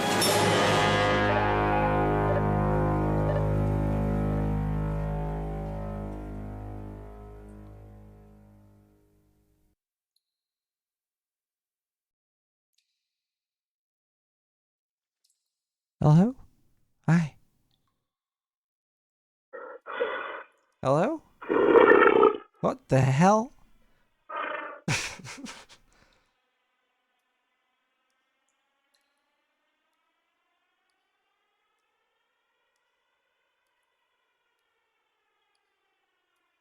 Hello? Caller? Are you there? Caller? I'm a little freaked out right now. I don't know if I'm in the right dimension. I think I might have crossed the streams with an alternate reality. Look, I was speaking with Mike Riley. He's amazing. I don't want to die. I know that was like on my bucket list. That was the last thing I had there. Speak to Mike Riley. MikeRileyComics.com. He's gonna be he's not the coach, Mike Riley from am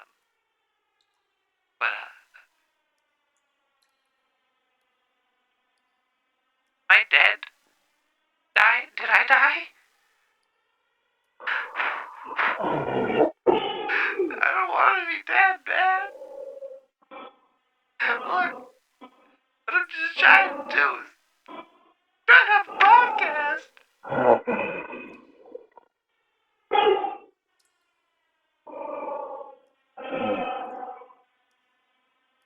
Hey, look. I got these old video games. I got some PC games in a box. I got the boxes for them. There's like a Quake 2 tin box. Here you go. Look, here. Okay. Just go. I got a P.O. box.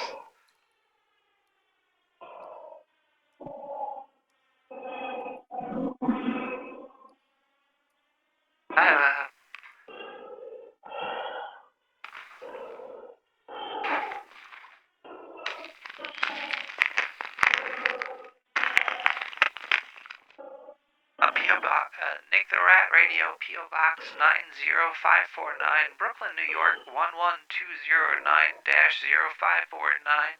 If I read the code to you,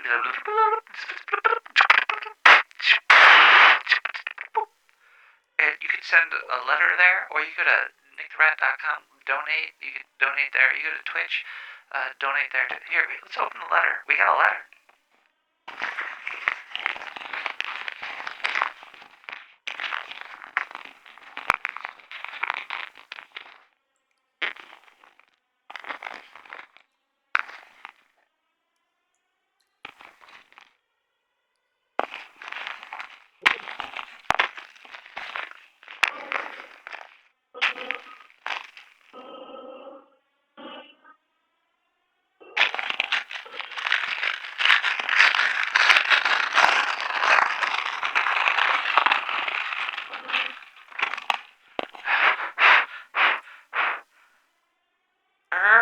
Mike Roch, PhD, negative interest and charged back 0 and 69 cents.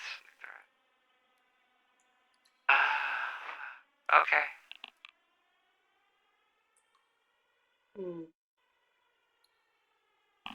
Alright, I see. I see.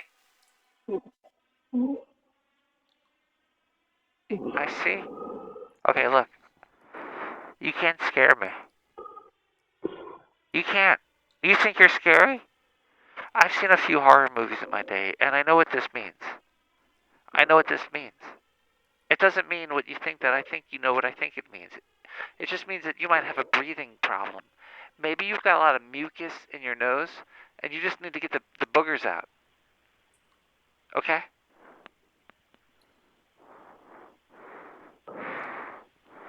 Alright? Maybe you don't need a computer strapped to your eyeballs. Maybe you just need to get the boogers out. Okay, caller? I just want to say thank you to Sir Dr. Mike Roch. We have some more people to thank here. We have... let's see here. I have to figure out how to figure out the thing. We got a couple donations. It looks like we have a few. You go to nicktherat.com/donate and buy stuff from the Redbubble store. There's a whole bunch of AI-generated artwork there. The AI is your friend, okay? The AI is your friend. Thank you to... for the donations, I read initials. I don't read your name. I read the donation amount, and I also read any notes you include in there. So we have NW with the subscription amount of $4.20. NW. Thank you. Thank you, NW. For the $4.20.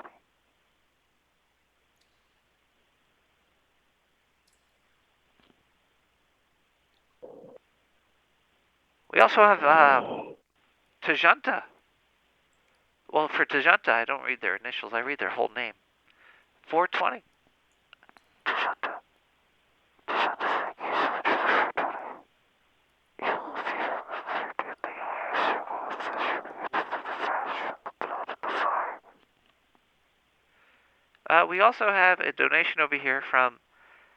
LB. LB with $4.20. Oh, hell, $4.20. Oh, hell, $4.20.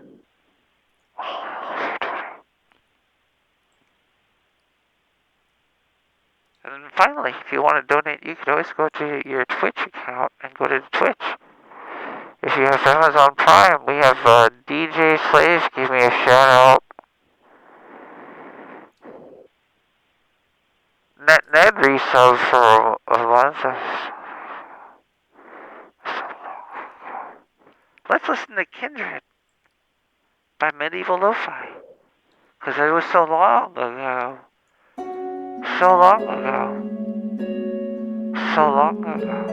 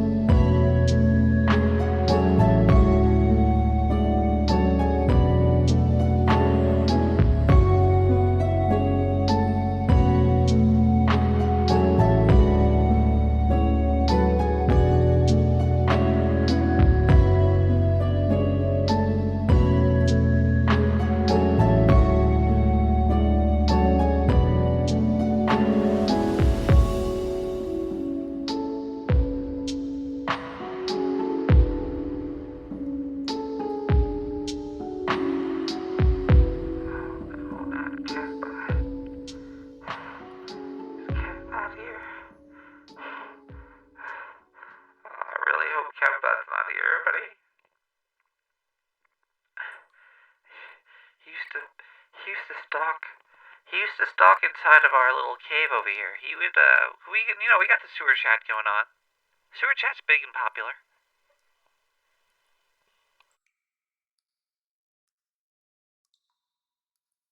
Sewer chat's where it's at. All the music you heard tonight is all on SoundCloud. It's all free. CC BY 3.0. Bam, boom. Check it out.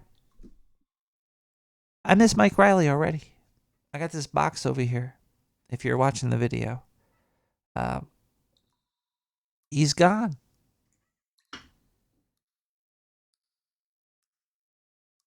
Mike's a good dude. He's got a lot of good stories. I feel bad about his grandpa. And I think I've learned a lot about wrestling. And hidden technology that the government's going to unleash on us to basically thin us out.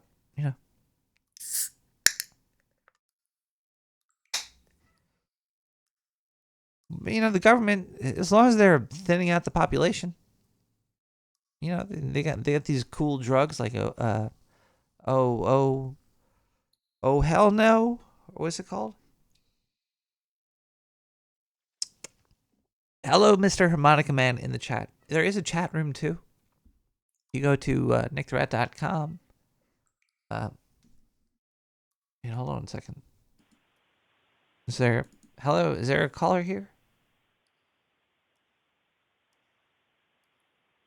There's a ghostly entity on the line. It's a little scary. But I can't get rid of him. I've been trying to hang up and it won't do it. Hi.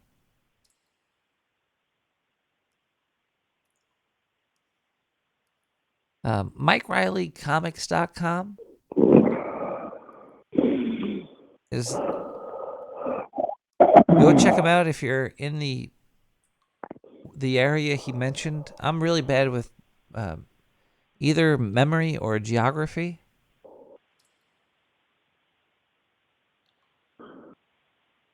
One of those two. Probably combined. A little bit of both. But he's going to be somewhere. And he's going to have a good time. Oh, I got some chocolate. Somebody left a chocolate bar here. Hello, Mr. Chocolate Bar. All right, while I eat this chocolate bar, we're going to listen to some music. You could hear all these songs on SoundCloud. CC BY 3.0. Hey, Flashback by Sirkin Yanbei. Oof, this one's going to be a good one. I can tell.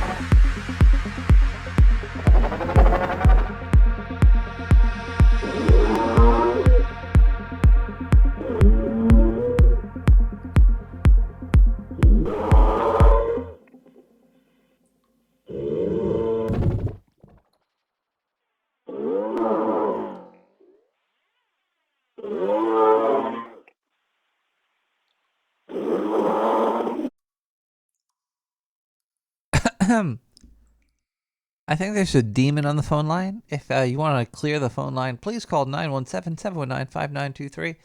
If I don't pick up and a demon comes into your house, you can't sue the Dark Sewer Network.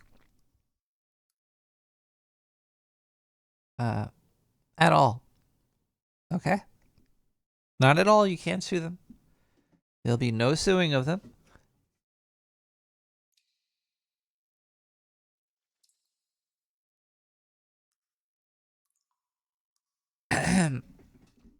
At all. 0 suifications could be done. Oh, wait, I could do this. Wait, maybe I can make this box bigger. Sorry, there's a video aspect to this podcast, which is silly to say out loud. Sometimes things just don't work. Sometimes they do. Just gotta figure it out because things do stuff. If you try. Alright, yeah, that's okay. I could sue. I'm the first person to ever make a harmonica, and your name is Mr. Harmonica. I could sue you for infringement on... No, wait, maybe I could be sued for saying that I made the first harmonica. Shite. Let's check some voicemail. Is there a voice? Where's the voice? There's a demon on the phone line still. We're not going to open that line up, but we're going to check maybe an old voicemail here. Is this a voicemail? Let's check.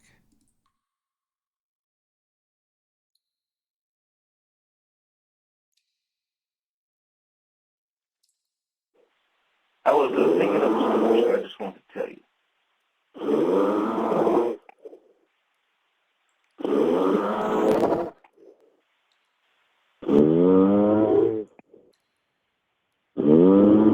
Is there somebody sleeping? Is there... I think there's somebody called in, they fell asleep. It's completely made up now. I'm just going to tell you. Sir! There was a young man in Rome. One evening, while he was walking in the countryside, the whole meaning of life came upon him in an instant. What is happening on the... He received what may be called the blessing. His mom became real silent. And he stayed with his silence. He returned to Rome, and he noticed he had developed the capacity to... Good luck to you, caller. ...hear other people's thoughts. Not only could he hear their thoughts, but he knew their intentions as well. And he brought this gift to his friends. And they were all amazed, and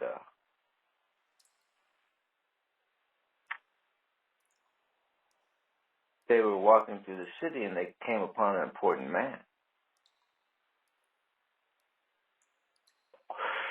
And that young man, or the boy who had realized everything, his name was Nick the Rat. And he told that important man exactly what he thought. And then they killed that dude. Hey, Nick, it's me! Hey, listen, my mom used to make this best desserts when I was a kid. She used to make this one dessert called butter hands. It was 5 sticks of butter attached to a big clump of butter. And I used to take that to school every day for dessert. But the other kids would make me shove it up my ass so I wouldn't have to digest it. Okay. Hey, come on. All right. This is not... I hope this is... Diane, is the phone off the hook? All right, come on. Look, you can't be doing that. I might get sued by somebody, like a church, for like poaching or their talent.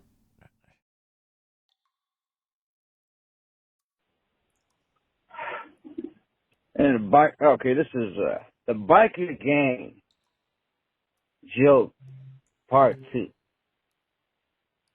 Wait, before we listen to that, let's listen to Nothing Lasts Forever by Roxy Lau.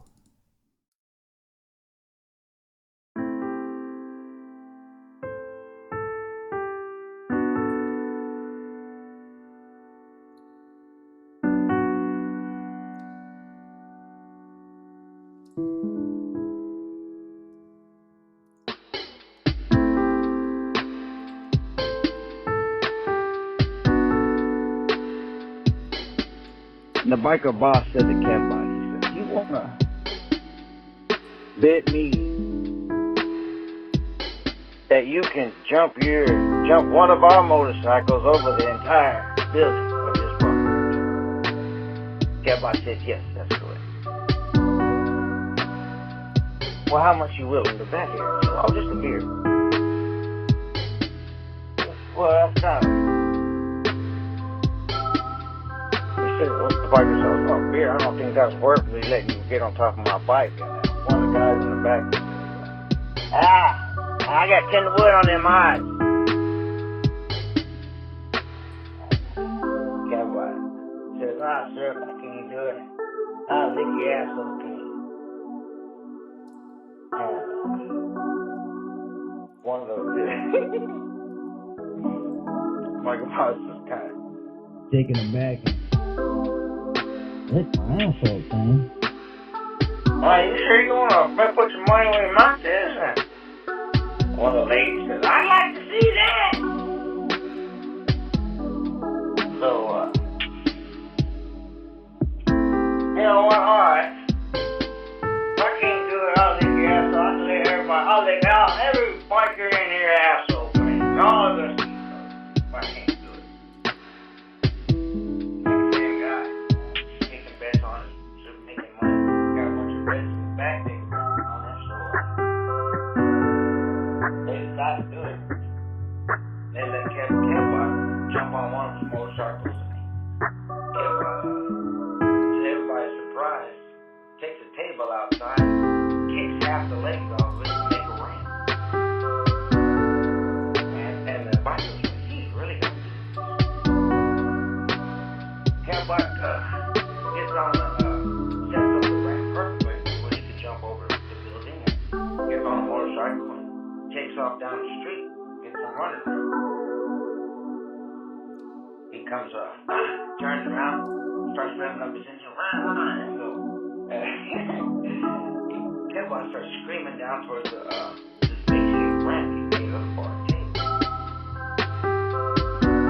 Now, speaking of Kevbot's not the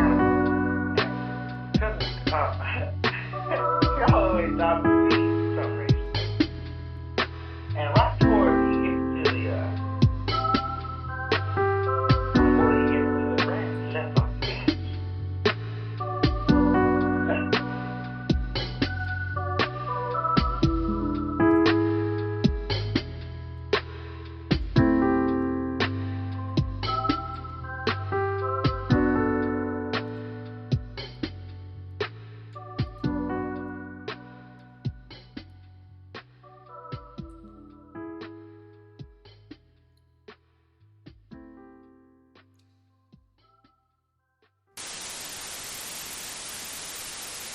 And I'm going to spoil it for you. Let's take a closer look at this letter. This letter is signed, digitally signed, sincerely, Kerry E. Kadoljic.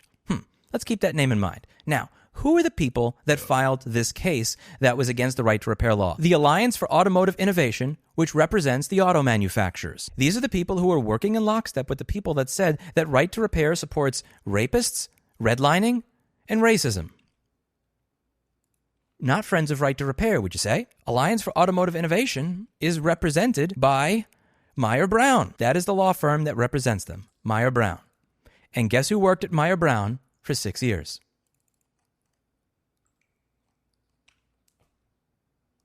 I see what you did. My viewers saw what you did. And I hope the voters see what you did. Liz, forget about the Bible. Let me show you a movie. It's called The Texas Chainsaw Massacre.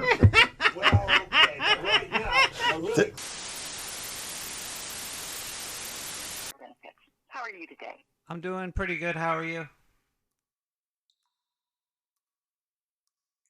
I'm calling because the updated plan for Medicare has been released, and it may give you some better access to things like dental, vision, hearing, and over-the-counter benefits. Now, these benefits aren't automatically given, so we're calling to make sure that you're actually getting everything that you're entitled to. There's also an additional benefit where you may qualify to get up to $148 a month as cash back for your Wow. Social Security, depending on your income.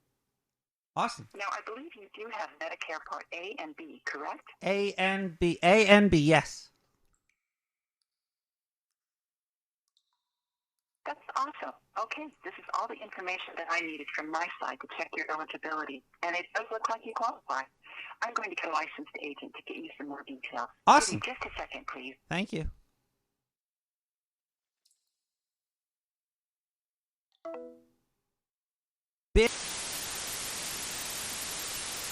Displays of intolerance and homophobia are unacceptable. This type of intolerant rhetoric starts in the home. Parents angry at town hall over intolerance at Marshall Simons Middle School.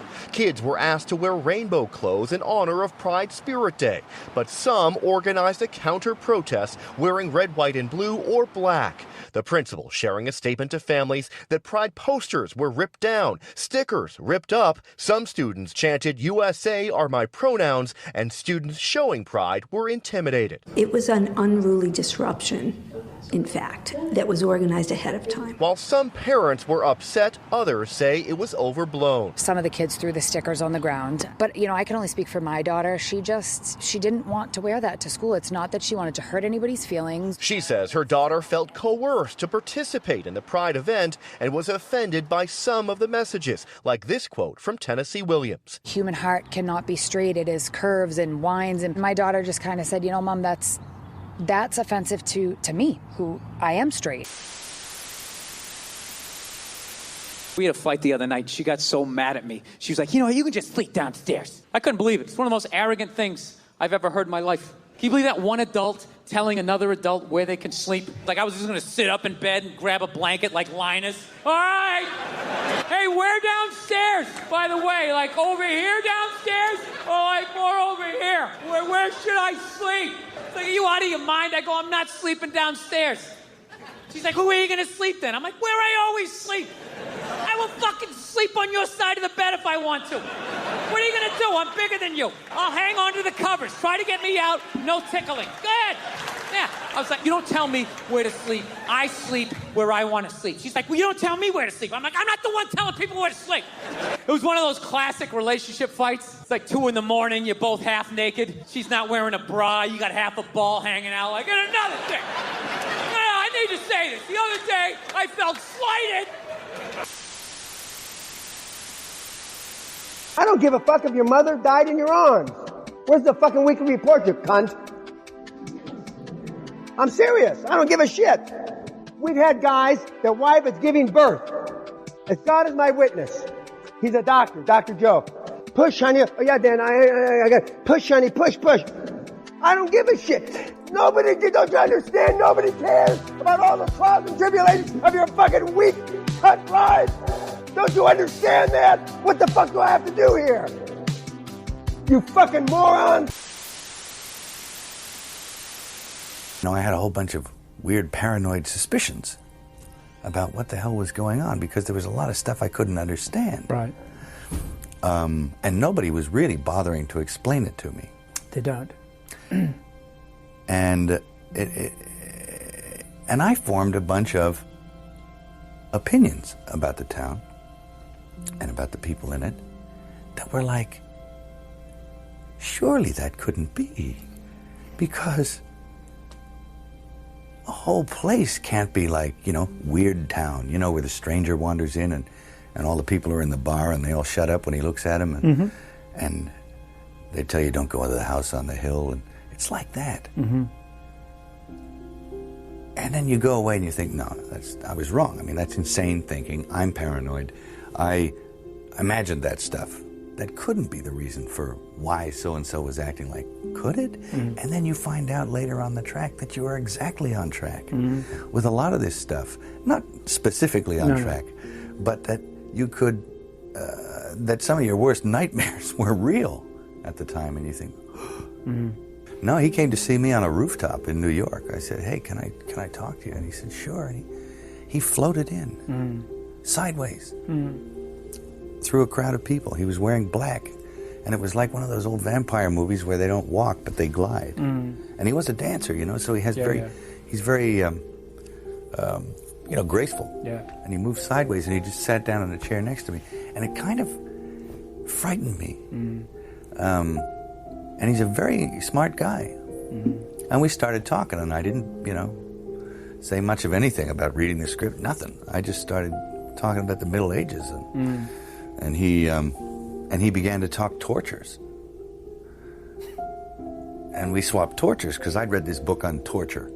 And I tried to recall some of the most heinous things I'd ever read in this book. And he was like, oh, and he'd try and top it. And and my assistant was there, and he left because he couldn't stand it anymore. Yeah.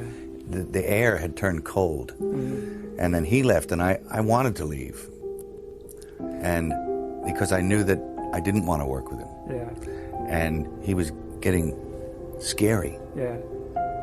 And there's a producer I know, successful producer, I will not mention names, but his whole opinion about women on film, from beginning to end, is very brief. He says, women on film, either naked or dead. Both is better. And it's like, whoa, whoa. The man has got a spiritual malady for a start. I mean, the scary thing is that I think a lot of people think that.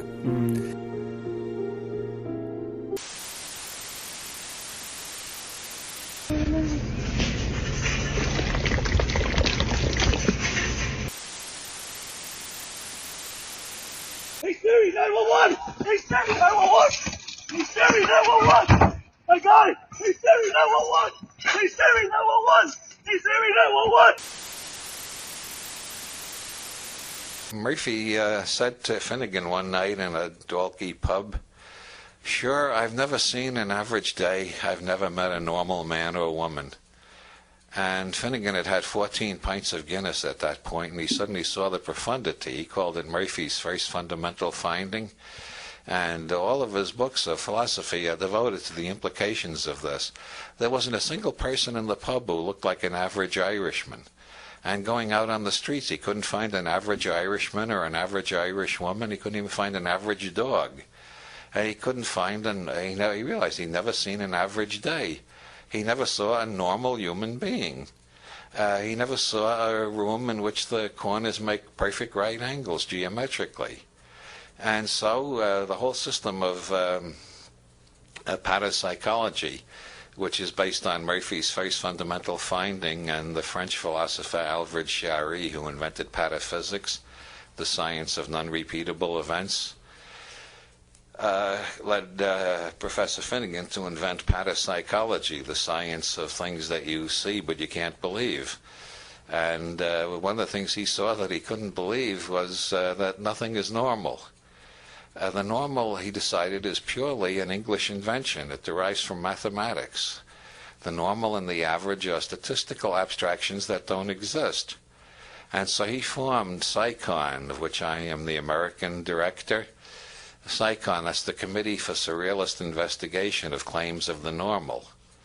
And we claim, Finnegan claims, and I agree, and PsyCon has been crusading for years to demonstrate there are no normal people any more than there are normal dogs, normal giraffes, normal events, normal days, average. Nobody is the average size. Nobody is the average weight. These are all pure fictions. The normalists live in a world entirely of abstraction and fiction and metaphysical entities that cannot be found in the normal world of sensory, sensual space-time in which we actually live. So Professor Finnegan is offering a $10,000 reward to anybody who can produce an average human being or a normal day. And none of the normalists have been able to confront this challenge. They just can't find the average or the normal. It's purely abstract. The normal is that which none of us quite are.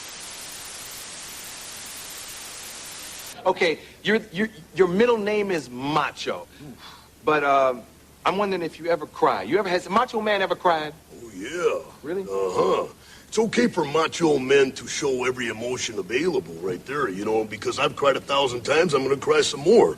But I've soared with the eagles, and I've slithered with the snakes, and I've been everywhere in between. And I'm going to tell you something right now. There's one guarantee in life, and that there are no guarantees, yeah. And understand this. Yeah. Nobody likes a quitter. Nobody said life was easy, so if you get knocked down, take the standing 8 count, get back up, and fight again. And you're a macho maniac. Dig it.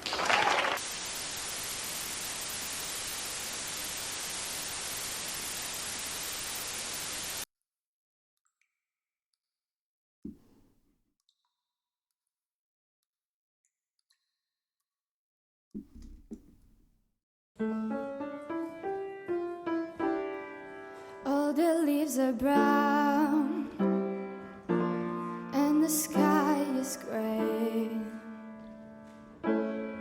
I've been for a walk on a winter's day. I'd be safe and warm if I was in LA. California dreaming on such a winter's day.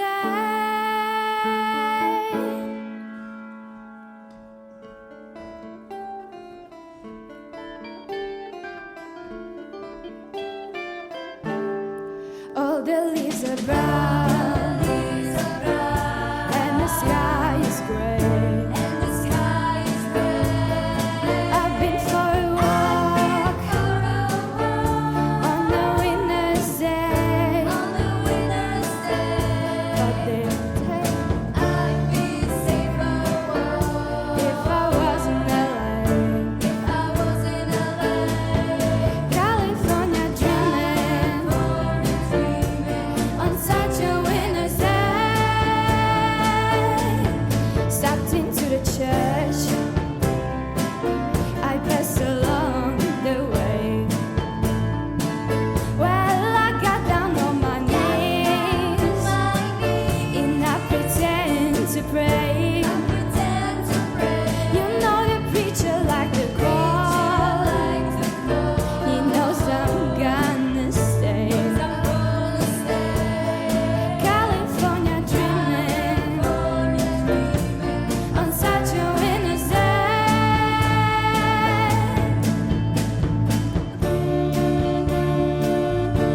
I haven't heard from Kev Bott in so long. Thinking about him, I'm actually crying right now. Rest in peace, Kev Bott.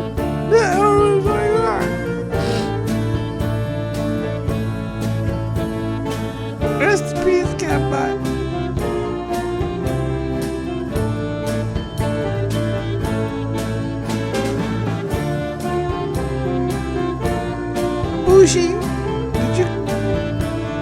Bushi, did you kill Kev Bott? Did Mr. Harmonica Man hire you to kill Kev Bott to protect you from Marcello? Oh, no.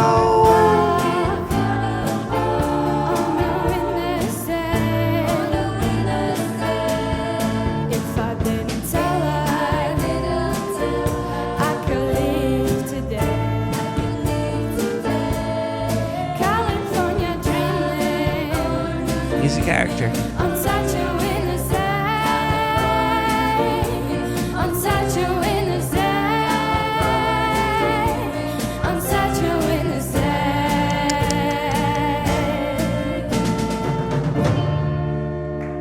Hi, everybody. I have to, figure out microphone placement and stuff. Oh, there's a phone call coming through. I wonder if this is...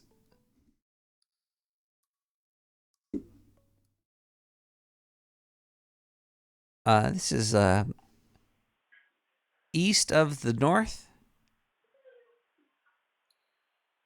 Caller?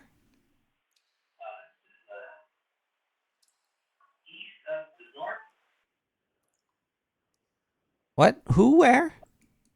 Hello? Hello? Oh, I can hear you now. Can you hear me now? I hear you. Can you please just lower your radio in the background, please? Thank you. That's my toilet filling up. Oh, okay. Well, you ever put one of those things that make your water turn blue in the toilet bowl? Yeah, back in the day, I could do that right now. I have some methylene blue.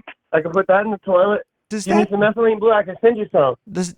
Please, I got a P.O. box. Send it on down. Does it do anything for the toilet, though? Or can it get really high? Send it on down. Yeah, this is pretty good. It'll make you blue. Supposedly, it might restore your sense of smell if you lost it. That's why I'm drinking it. My doctor told me to. Hey, blue is good to drink. When I see blue, I drink it. That's why I made my toilet water blue. You're so quiet. Hang on. Am I quiet? Hold Hang on. on. Let me put this up to my ear. I have you on speaker. Hold on. I so can make myself loud. Wait, I can make myself don't have you louder. on speaker. Wow, Hello? I didn't have you on speaker. I'm an idiot. That's all. No, you gotta just put the meth down. The blue. Well, I don't have any. That's also why I was calling. Oh, well, I thought maybe then you could hook me up. But you are up north. Yeah, have y'all you ever don't been have to that up there. Avatar World with Bruce Springsteen? Yeah. No, I don't hang out with him. I do meth by myself so I can get things done, like beating off and hurting my neck. Man, once I did the meth and I did the beating, and now I don't have anything to beat anymore. That sounds about right. Maybe you got some good shit, boy. It was really blue good. Crap like they show on TV. I just have a hole there. It's like a black hole where there used to be a scarecrow. You're not the only one. I know a few folks like that. I might be related to a folk or two like that. Hell, they might be listening right now. I don't know. Caller? Anyway, you got me distracted now. What's up? Caller, can I ask you a question? You may. Why And are you can, why I are you guess. a caller? What makes you a caller? Well, because I love you. Well, and also, I like to bitch, apparently. And I was going to bitch about something with you or have your assistant bitching about something. Lay it on me. But now I'm talking to you, and my heart has melted. Bitch and away. I don't give a fuck about work. No, bitch away. I want to hear it. Give me. I want you to get angry, get mad. Okay. So, oh my God, hang on. Could you tell us a little bit about such and such? Sure. So that's how we're going to start it, because that's how everybody that says something about something that they know anything about talks. We all know that. So I was at work today, and it sucked because my boss is incompetent and also rude and an idiot and brand new. And also, I applied for that position, and I am not those things. I can be rude sometimes, and I can be an idiot sometimes, but I'm competent, goddammit. And I did not get it because I don't know why. Because people who aren't fucking total dipshits are not allowed to make more money, I guess. They don't want me making extra pipe bombs. I'd like to give you some words. Did you say something about pipe bombs? Look. This is going to be some very look. This is. You're just going to tell me to show up on time and keep my job. Well, that's the best way to do it. That's the best way to sustain. If you're just there, see, that's all they care. If you want to, you're here. Worf. Do you know who Worf is? Yeah, he's the he's Klingon. Michelle Obama's uncle. Klingon. He cut off their head. One swipe of the bat lift. Get a big axe. Just cut their heads off. I got a hatchet. Will that work? Hatchet works. Chainsaw is a little messy. Hatchet's messy too. The best way is probably like CO2 or something, like a bag. But it depends on how much I time could you just have. set the building on fire. There's a lot of really There you flammable go. shit You there. could definitely that's it's arsonist, Like accidental. Milton. Try to make it look accidental. Oh, I was trying to make it accidental. That way, whatever. Get into an Uber, sit in the front, and make them swerve off the road to hit the person. Set the Uber on fire. then it's like, oh, who did it? Why did that happen? It's up in the air. Yeah. Just try not to have much social media contact with them. They're looking for that. Oh, I don't social media, so that's good. I barely do anything. Like I'm right now. There are a couple of people in sewer chat that probably think I've abandoned them because I haven't talked to them in a little while. But it's just because I'm really weird about communication and I do it in bursts. And I think actually I might be kind of scared of, because I'll start texting or talking to someone, especially with the text thing. And I get to yapping, and I fucking run my mouth. I know that's hard to believe considering how long it's been since I've taken a breath. Yeah. But I get to yapping, and before I know it, I've just been typing all night. And I think maybe I'm scared of falling into that. So I do this weird cyclical thing where I just abandon people and then come back to them and then chat for a second, and then it goes over and over and over. It's weird. But have you ever? We're here for a while. But have you ever?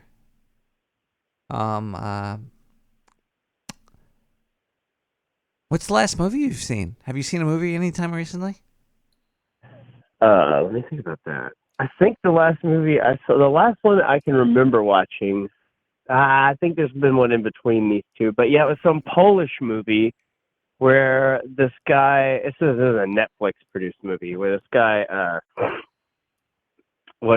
he finds out his crazy ass wild like a daughter who's on probation and whatever, it's just like a handful, is pregnant. Well, she tells him she's pregnant, and they drive from Poland to the Czech. They're on their way to the Czech Republic, I think, because it's is legal it called there. Pregnant in Poland? No, it's not pregnant. It's called what is it called? No, I remember the one that I saw in between this and that, but that one was a really good one. What was it called? Children, it was Children really of good. the Czech? No, but all these people get in the car. He ends up, I guess, because he's kind of poor, to make up some of the money for the trip, he picks up some people, like a ride share. They do like a ride share thing for the abortion ride share. Yeah. And then they end up parking somewhere in their car, at a bank, and their car gets swapped out for one that's exactly like it, but the bank robbers end up in the wrong car, so they end up finding the money that the bank robber's after, and then he ends up after them. It was a really good movie. Some Polish movie, I don't know. It's called Some Polish Shit. Some Polish? It's like a Dog Day Afternoon. It's now I gotta look that shit up. Some Polish. Because people can hear this. I know people can hear it. People can be like, what are you talking about? I've seen... Millions of people would be able to watch this movie, and now they won't know. So I gotta help all the millions. If anybody has any questions about what this is, abortion, let me know. We could find the proper people to talk to. We could find out what this is. It's a horror movie. Let's see. It's a horror movie. Oh, and I'm using Brave Search, which sucks ass. Google sucks too, but we're gonna try Google because I wanted to advertise for Google. They're my homies. Wait, they we had a chat room. Let's evil. look in the chat room. Maybe somebody in the chat room knows the name of this movie. Oh yeah, probably. No, I've got all the wrong shit. All right, fuck it. I'm sure it's called I have to figure. Pregnant in Poland. Probably it. Yeah, it might have been Pregnant in Poland. but the one that I watched after that was called a... Fuck, I'm not going to be rude with that either. It was called like a standard horror movie or a typical horror movie or some shit like that, and it was Italian. Do you like horror movies, caller? Oh, it was called A Classic Horror Story. That's what it was called. I like the idea of horror movies, but most of them really aren't very good. This is mostly true. But I kind of like bad movies when they're trying to be good. I like when the director tries, but it just doesn't work. I'll tell you what I like.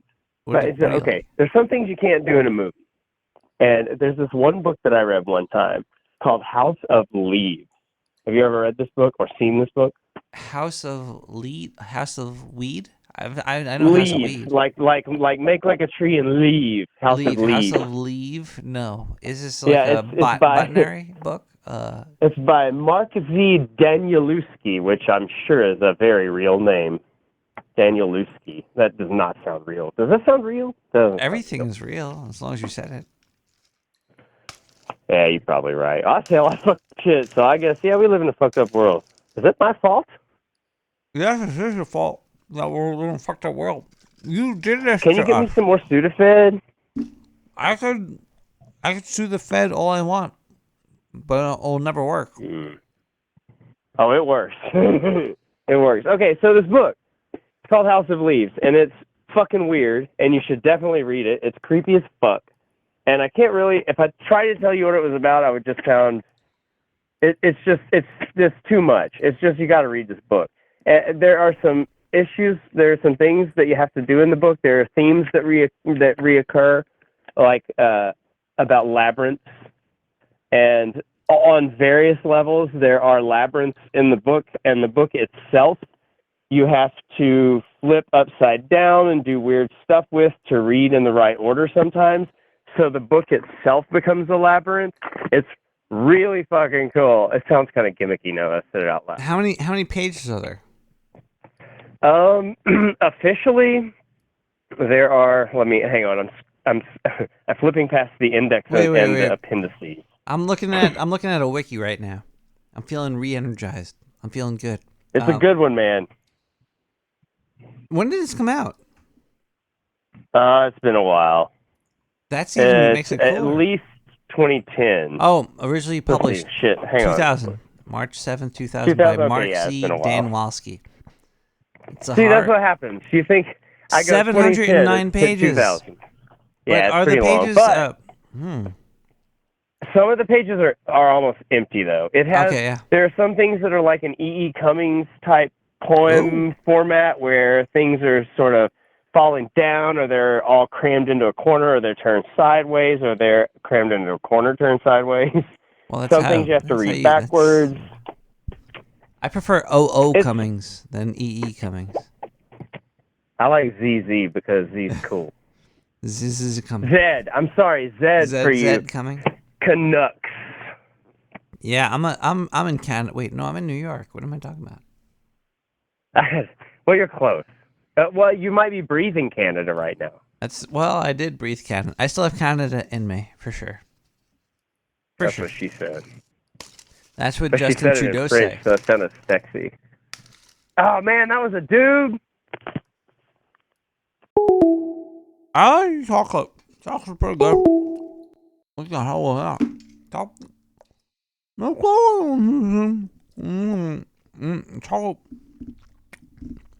In the mood. Dos flacos. Alright. Enough of that lovey-dovey shit. We all know it's a hot girl summer, so do your thing, ma. Like damn, she in her mood. Like damn, she in her mood. Like damn, she in her mood. Like damn, she in her mood. Like damn, she in her mood. Like damn, she in her mood. Like damn, she in her mood. Like damn, she in her mood. She lit, your money too. Like damn, she in her mood. She in her mood.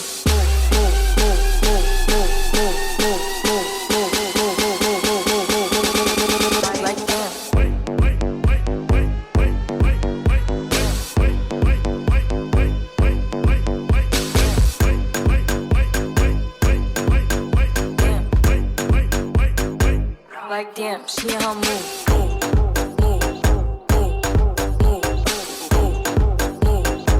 Like damn, she in her mood.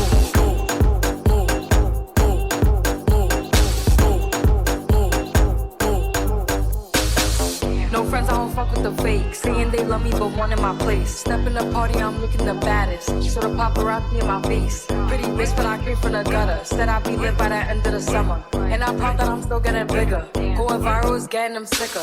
Like what? Let's keep it a buck. Bitch too boring, I'm stuck in a rut. Lamborghini wrong when I hop at the truck. Pretty bitch like Lauren with a big ass butt. Yup, pretty face and a waist all gone. And I'm making them wait, hold on. And I'm making them wait, hold on.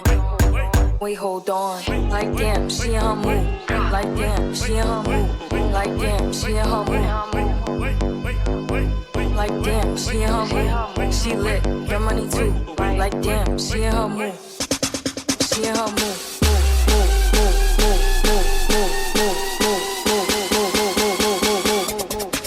Like damn.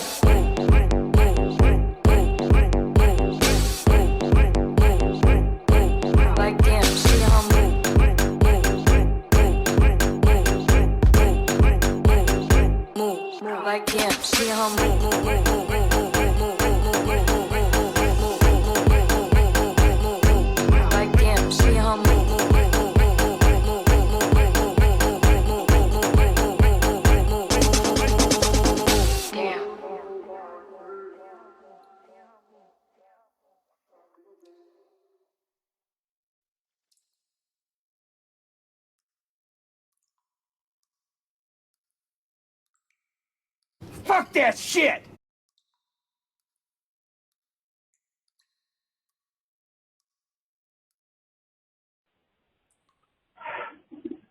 And the bike. Okay, this is the biker gang joke part 2.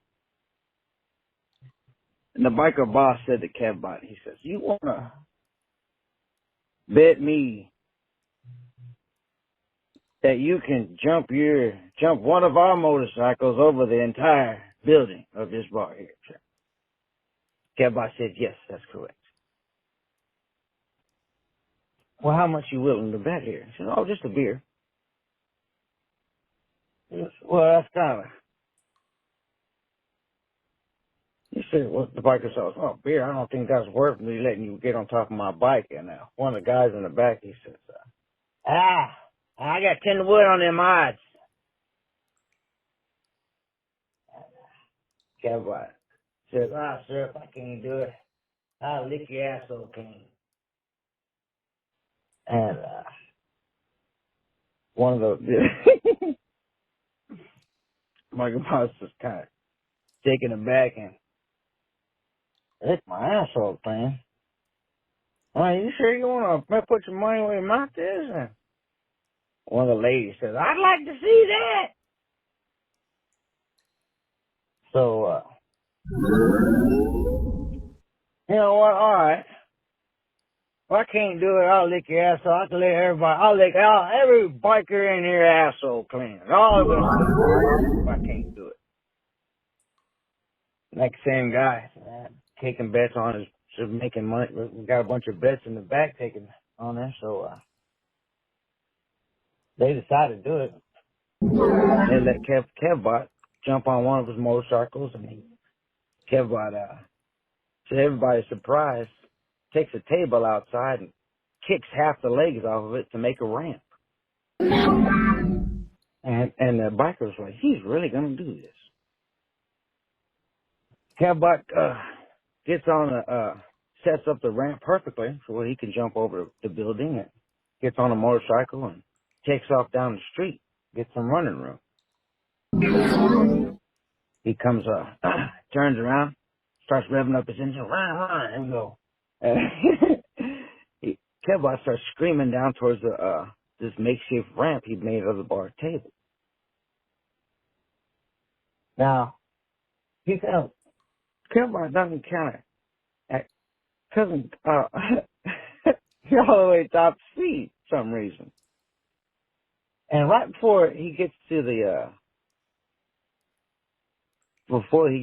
ramp, he lets off the gas.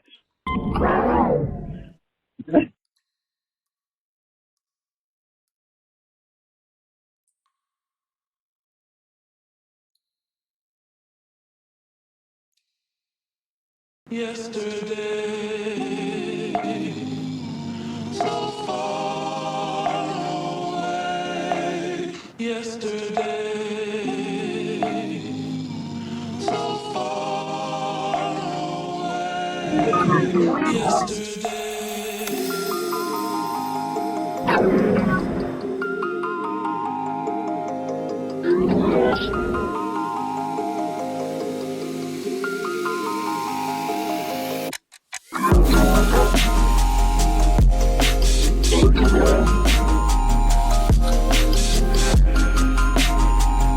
Fuck that shit!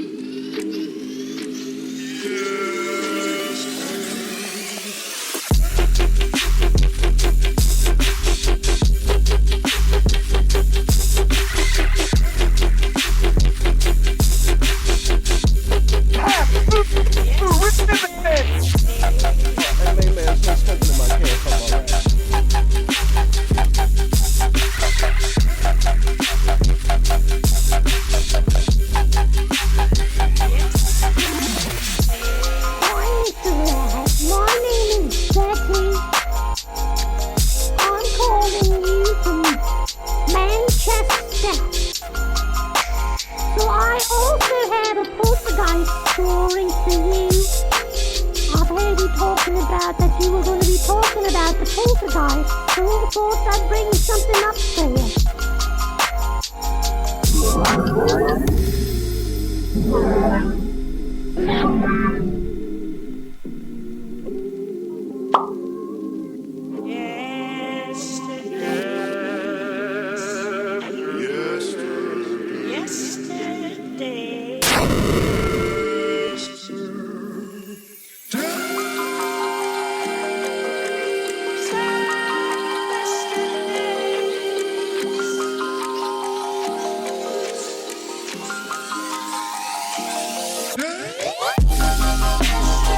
I gotta pump those numbers up. Those are rookie numbers in this racket.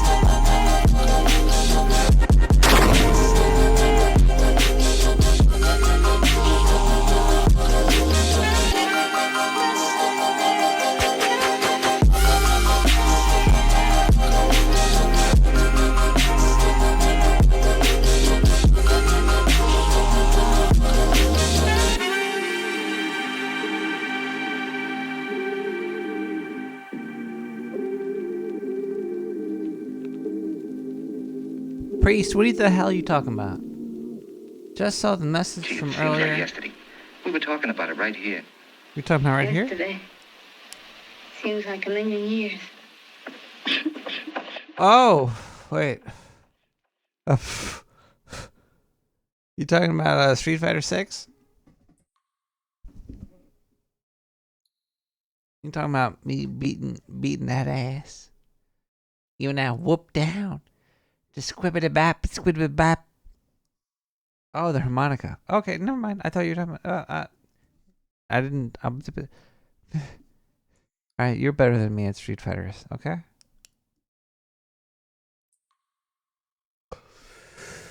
You're better than me at Street Fighter. For now.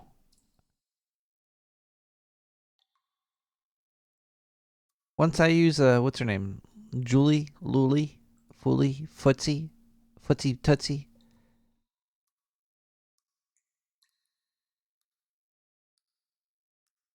Beat that ass. It's midnight in the sewer in the next time zone. It's 2:03 in the morning in the Eastern time zone. Reality has been unraveling quicker and quicker and quicker for me.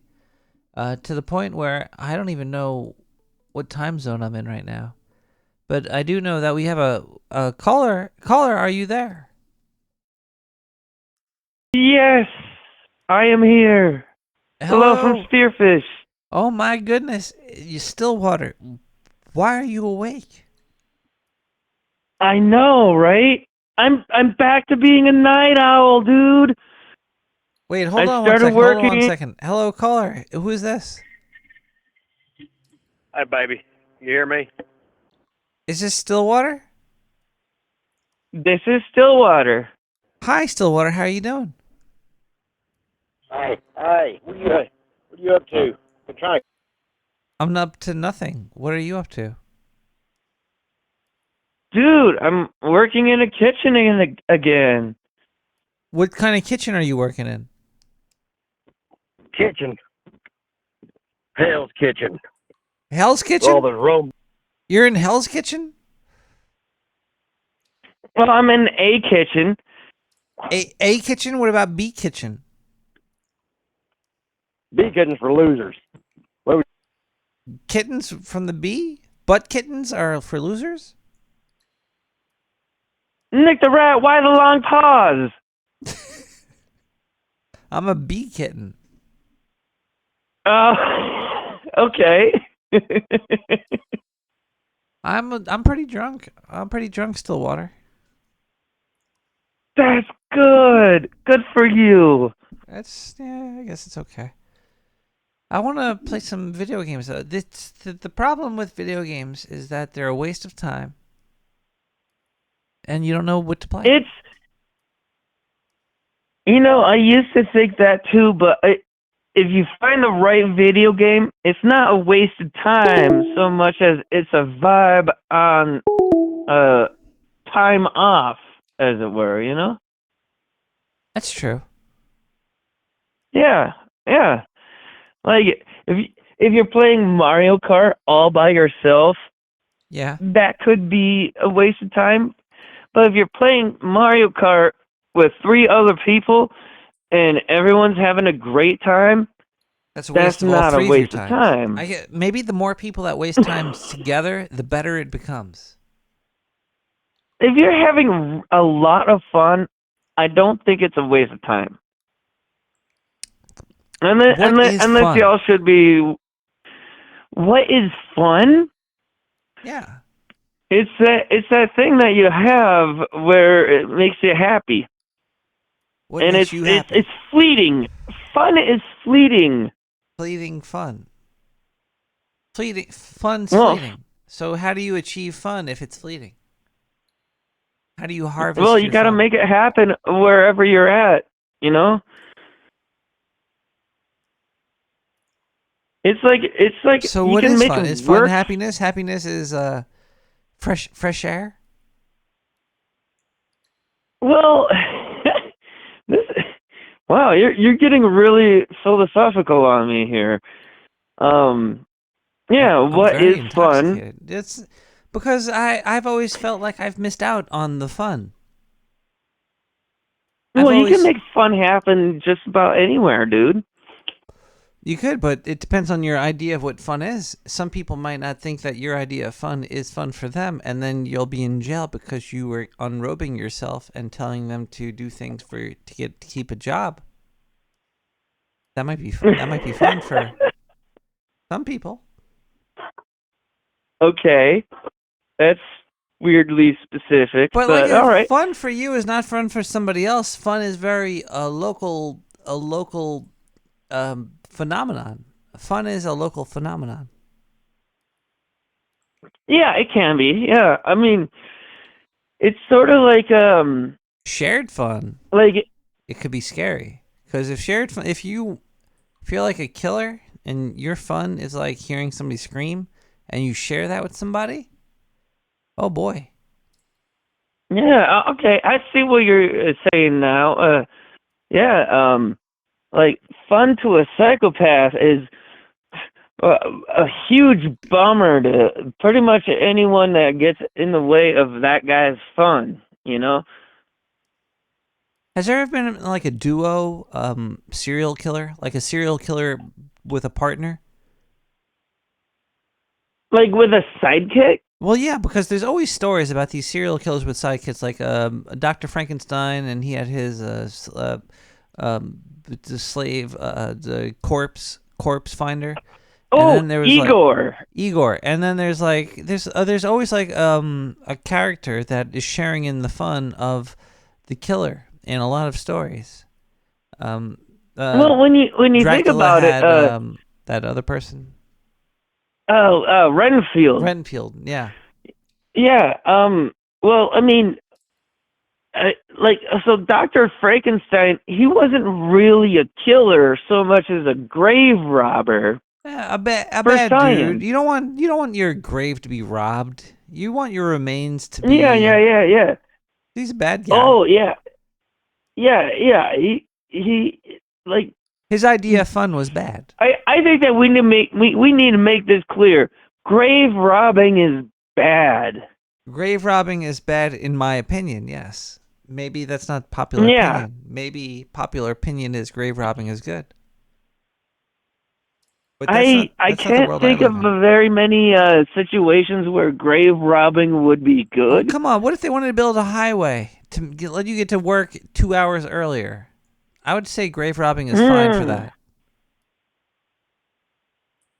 I don't know. I mean, if you're a corporate machine, you're just gonna plow through some dead bodies. Yeah, and why not? To hell with the idea with your super galactic highway being haunted. How long does it take you to get to work? It's about 7 minutes. If I could shave I 6 walk, minutes off of that. I walk. If you had a graveyard between you and your job and you had to walk around that for 7 minutes and I can make it down to 1 minute, would you want me to just make a road through it?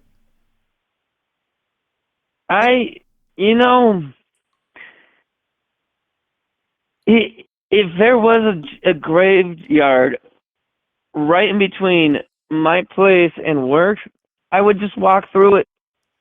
I'd say, hey, dead people, how you doing? And I just walk through, or I'd ride my bike through, and I'd be cool with it. But you're And gonna that's rip because up the I don't you're like gonna rip up I the like driving grass. around You're a doing lot. this every day. What if you Yeah, couldn't walk exactly. through it? What if you couldn't walk through it? What if the graveyard was designed so you couldn't walk through it, but then somebody came along and said, you know what, we're gonna get rid of this from here to here, so you can get to work earlier, because you're not allowed to walk over the grass here. We just put new grass down. Well, it's a silly hypothetical, given the layout of the town here, but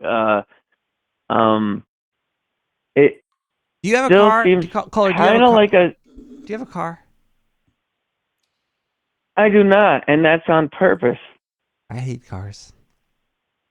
Yeah, I mean, like they're nice if you gotta like A friend with a car. travel a really long way, but I for the most part like to work within the city limits and within walking distance and bike riding distance, If there was a graveyard in the middle of your city that took up most of the city, and they wanted to move the bodies, I don't know. It's kind of fucked up. I can't really make it not sound fucked And up. it kind of reminds me of the movie Poltergeist, where they moved the headstones, but not the bodies.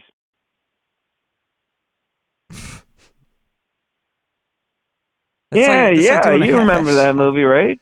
Yeah, it's a really scary. It's a scary movie. It's a horror movie, horror film, horror show. Yeah. It's a very well-made movie too. Doesn't he like drink water and like ingest a sperm of a demon and become like a. That was weird. I don't know if it works quite like that, because from some of the ladies I've talked to, apparently drinking the sperm doesn't make one pregnant. It does if you're a demon. If it's like demon sperm. If it's demon sperm, really? I think it was. You know what? I had to watch the Poltergeist again. I haven't seen that in so long. That was a great movie. Like, step into the light. Come on in. Step into the light. Get in here. Yeah. Don't go to and there's like the TV and they're here. And then there's the factoid that in the scene where all the bodies come up in that work in progress swimming pool. Yeah. They didn't use props. Those were actual dead bodies. Yeah. They just threw them in there. That's why they looked so real. That's scary. Yeah. That's and that's why there's like a whole like a folklore around the making of that movie, and it's a cursed movie, and a lot of the people that worked on that movie had a lot of bad luck, and like I think that the little girl, the actor that played the little girl in that movie. Yeah, like she was abused. No, like she was abused by the people that made the movie, I think. Oh, I heard that she met an untimely end fairly early on in her life, and She that was people sacrificed had to Pizzagate. yeah. She opened the gates. To pizza, yeah, the Pizza the Hut, because the Huts have a stronghold in the underworld. Could have been. Might have been. Yeah, could have been. There's a lot that we don't know, Caller, I do know one thing. Yeah, I what's know that you could say goodnight to America for us. I would be honored. Good night, America. Good night, Dark Sewer. Good night, everybody. You can say good night, world. Sweet dreams be upon you. I don't like. Good night, world. Yeah, there we go. Good night, world. That's. Would you said good night, world? Good night, world. Good night, world. There we go. See. Hello, world. Good night, world. Very socialist to me. Let's listen to one more song before we go. This one is called "You're No Good" by Jay Duca. Duca. I'm drunk. All right. Look, everybody, it's 2 a.m. The world's falling apart, but it's okay because we're still here. As long as you're not in pain, stay insane in the membrane. Yay! I don't know what. All right. Good night. Bye. I love you. See you next week. I gotta fix up everything. I gotta fix it all up. Thank you, Mike Riley. Mike Riley, I hope to talk to you soon. Now that we're through, feeling better 'cause I'm over you. I learned my lesson, but it left a scar. Now I see how you really are. You're no good, you're no good, you're no good. Baby, you're no good. I'm gonna say it again. You're no good, you're no good, you're no good. Baby, you're no good. I broke her heart, gentle and true. Well, I broke her heart over someone like you. I begged his forgiveness on bended knee. I wouldn't blame him if he said to me, "You're no good, you're no good, you're no good. Baby, you're no good." Now I'm gonna say it again. You're no good, you're no good, you're no good. Baby, you're no good.